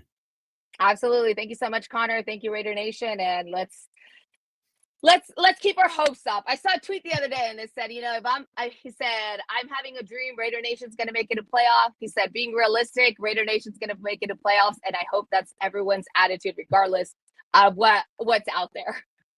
Yeah, I to be totally honest with you, as long as the Chargers get in 2, we're cool. But it should be a fun year. I'm looking forward to seeing the Raider fans invade SoFi once again. Awesome. Pleasure talking to you, Connor. Take care, Meyer. That is Meyer Gomez, an analyst for the Vegas Raiders. And I mean, that division is just so tough. That's the problem. Like, the Broncos are going to be really good. Kansas City, really good. An analyst for Davis Schneider, home run. 1-1 ball game. Chargers, I want to say they're going to be really good, but it'll just sound like me being super biased. They got some things they got to figure out. The Raiders are in the right direction. Like I said, Pete Carroll to me was just such a good hire. It's stability. With all due respect to the Raiders, outside of Gruden, it didn't work out very well. Who's the last head coach they've brought in where you said, okay, this is a good head coach? Like Antonio Pierce, I was never all in on it. We've seen the mistakes that they've done in the past. Pete Carroll, good head coach. Even if, maybe in a couple of years, he's like, I think I'm done. I'm 75 years old. I want to hang him up. He's probably laid the groundwork for the right culture that you want there. So I thought that was a really good move for the Raiders this offseason. Getting Geno Smith, another one. Maybe he's not there in 5 years, but if he's there for the next couple, then the team drafts a quarterback guy that they think they can take over. I think that could work out. Red Bag texted in. Did she forget about George Kittle, best tight end in the NFL? I don't know. Big Red Bag. I'm not sure. For 1 year, maybe, but I'm taking Brock Bowers, tight end 1 for the next 5 to 10 years, Declan. I don't know about you. We like Kittle. I'd have Kittle top 3 without a doubt. Well, I was the proud drafter of Brock Bowers in the 7th round of my keeper league when he was a rookie. Last year, So I'm all in on Brock Bowers, big Brock Bowers guy. I will say this about George Kittle. George Kittle is the guy who's basically the extra tackle out there when he's playing tight end. Like the way he blocks, which is so important to that San Francisco offense. No tight end in the league can block like that. And he also can go downfield. Like I don't think at this point in his career, I could be wrong, because he has the ability to do it. I don't think George Kittle is going to be a 1,200 yard guy with 12, 13 touchdowns, but the intangibles he brings to, and not even intangibles, actually, on the field stuff he does that we don't always see makes him so valuable. And again, with the injuries to the Niners, like Brandon Ayuk not going to play for a while, Yep. like Juwan Jennings. Ricky Pearsall is wide receiver 1. It's Ricky Pearsall and it's Kittle. So Kittle. CMC out of the backfield. He could have some value there.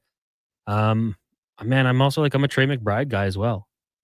Need him to find the end zone a little bit more, but the tight end position, good hands, and shout out George Kittle, man. 29, 30 years old, the last couple of years, putting up over 1,000 yards. Guy can ball. I'll listen to the argument. For sure. And I love the tenacity Kittle brings when he's blocking. Like that actually might be the one, if you're talking all around tight end, that could give him the leg up. We'll take a break here. When we come back, more of your texts, 1-833-401-1440. It's the Jason Gregor Show here on Sports 1440. Also streaming Oilers Nation, Facebook, YouTube, and X. Hit that like button. Brought to you by PlayAlberta.ca. Hawaii. The warmth of a golden sunset as the waves roll in. The freshness of a waterfall. The lush scent of tropical flowers in the air. You don't need to travel to enjoy all Hawaii has to offer. You just need to order pizza. Bring Hawaii home with the Aloha Trio, available for a limited time at Papa John's. Try our classic Hawaiian, Super Hawaiian, or Hawaiian barbecue chicken for just $19.99 each. Better ingredients, better pizza. Papa John's, proudly locally owned and operated. Legacy Heating and Cooling is the #1 air conditioning install company for slushy lovers. Because while a slushy keeps you cool as an 80s song for a moment, AC from Legacy keeps you cold as ice all season long. A permanent full-body slushy sensation keeping you cold as ice with no payments and no interest for 1 year. Keeping you cool without the brain freeze. That's how you build a legacy. Legacy Heating and Cooling. Action Electrical's projects team takes the field, folks. Ready to execute the entire play for new commercial builds. Absolutely. They're masters of design, build, sketching strategy from initial blueprints to core electrical infrastructure. The team never misses on complex projects. Known for handling big league constructions and major renovations, ensuring flawless execution, hire the Action Electrical team to bring home a win for your project. Visit actionelectrical.net. McDonald's sundaes and snack-size shakes are $2, or get $1 cones exclusively on the McDonald's app. With those prices, your hands are going to be full of treats, like Alex here. My phone. I got you. App download and registration required. At participating McDonald's in Canada. Taxes extra. Prices exclude delivery.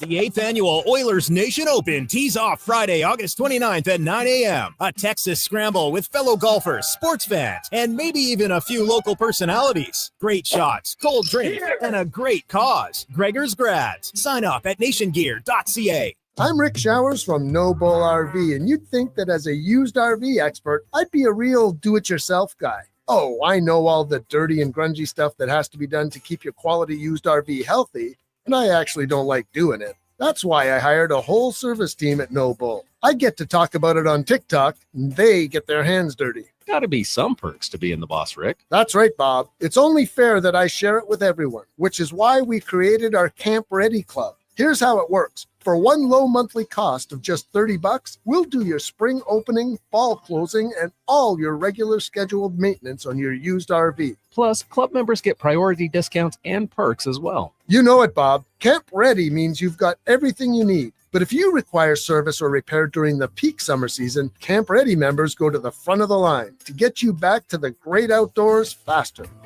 And that's No Bull. NoBullRV.ca.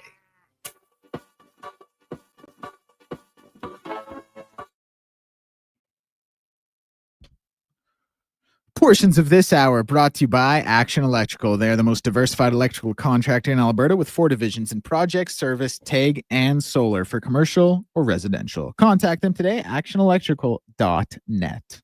Hat tricks, touchdowns, and home runs. Get it all with the Jason Gregor Show on Sports 1440. Presented by PlayAlberta.ca, Alberta's only regulated online gambling website. Welcome back. It is the Jason Gregor Show here on Sports 1440. Connor Halley, Declan Kruger with you here. Our cast of thousands deteriorating. Just Declan and I now. Pretty spacious in the studio, and it's just me and you, Declan. This is how it be when it's just me and Low Tide. Pretty nice in here right now. The air is not as thick. Air's not as thick. It's not as loud. Yeah, they're nice. I mean, love having Josh and Wanye for sure. But you're a little loud. You're off tomorrow, hey? Off tomorrow. Little vacation for you and the miss. Yeah, Misses? taking a road trip down to Waterton, doing all of Cowboy Trail actually. Pretty excited about it. I don't really take much time off, which is very fortunate because I love what we do here. But it'll be nice to get away, ride some horses, see some mountains, indulge. Can I give you one piece of advice? Yes. When you go through Leduc, stop into Wilhock Beef Jerky. Goes without saying. Get that road trip snack. Can't beat it. If we weren't sponsored by Wilhock here at the station and we were sponsored by another beef jerky company, I would have a tough time selling that liner knowing Wilhock is out there. You'd be lying to yourself every day. Dude, I always had this vision, like even before I was in media, that if I ever had, a podcast, like this was, if I thought I was going to be the next Joe Rogan, that I would only do ads for what I actually liked and cared about. I was like, no, I'm going to stand on my morals.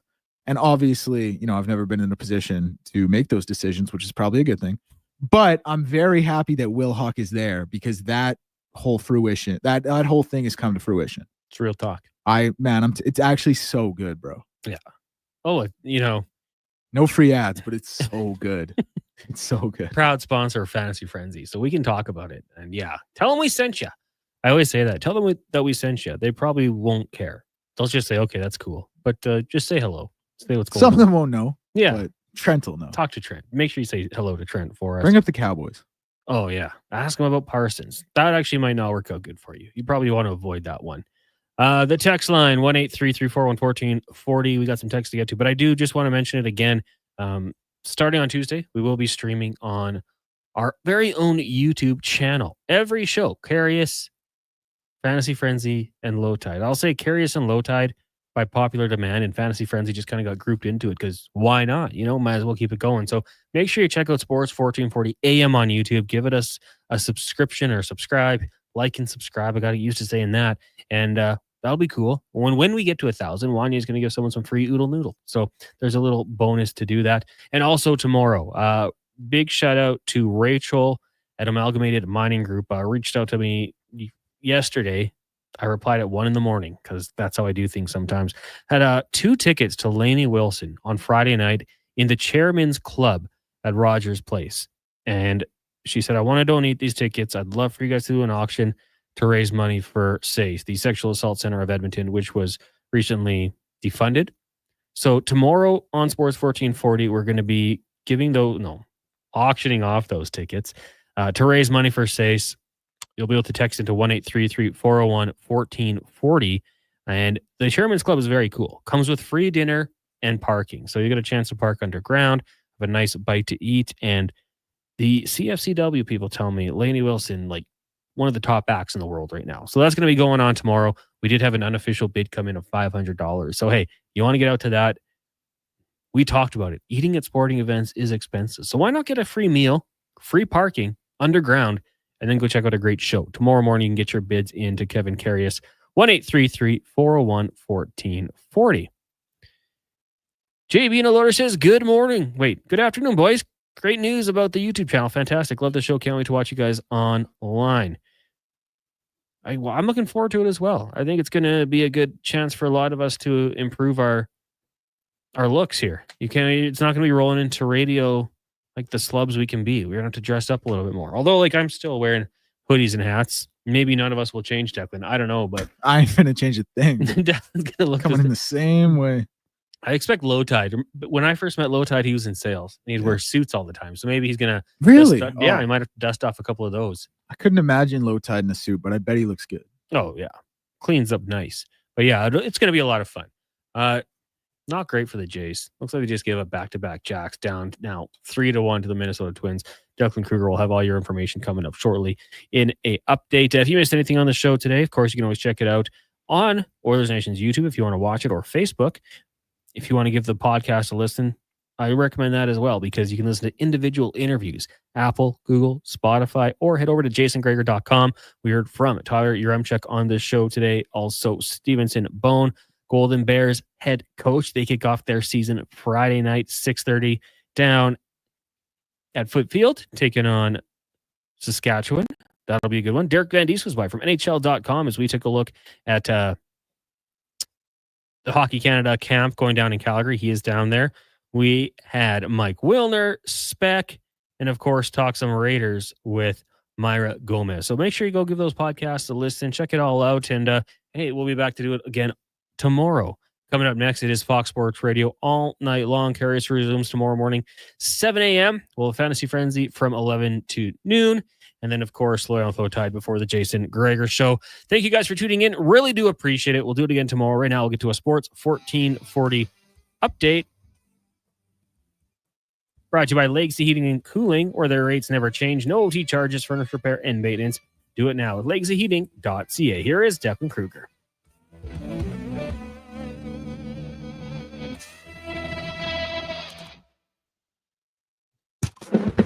This is the Sports 1440 update.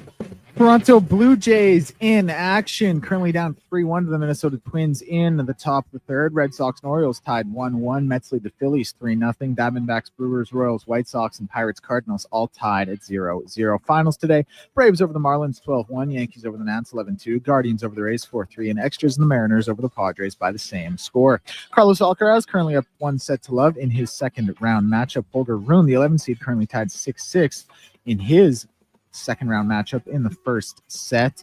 And in the women's draw, Leila Annie Fernandez just getting going, the 31st seed in her second round matchup. That one currently tied 0-0 in the first set. 5th seed Marina Andreeva and American Taylor Townsend getting by earlier today. From around the sporting world, Connor McDavid said he has every intention to win in McDavid while he remains without a contract extension. Rashog reporting that McDavid has yet to discuss dollars or term on a contract extension with the club. Elks signed punter Jake Julian with an extension through the 2027 season. He rejoins the team after spending the previous 2 seasons with the club and being cut by the Bucks on August 5th. The Toronto Argonauts announcing the signing of a trio of players, including quarterback Max Duggan, who was a 2022 Heisman Trophy runner-up at TCU. Canadian quarterback Taylor Algersma is not expected to be signed to the Green Bay Packers practice roster after he was placed on waivers by the team. He will now consider his options before turning his attention to the CFL. He was drafted 18th overall by the Blue Bombers in the 25 draft. I'm Declan Kruger. This has been a Sports 1440 update. Sports 1440, a Stingray radio station broadcasting on Treaty 6 territory. Download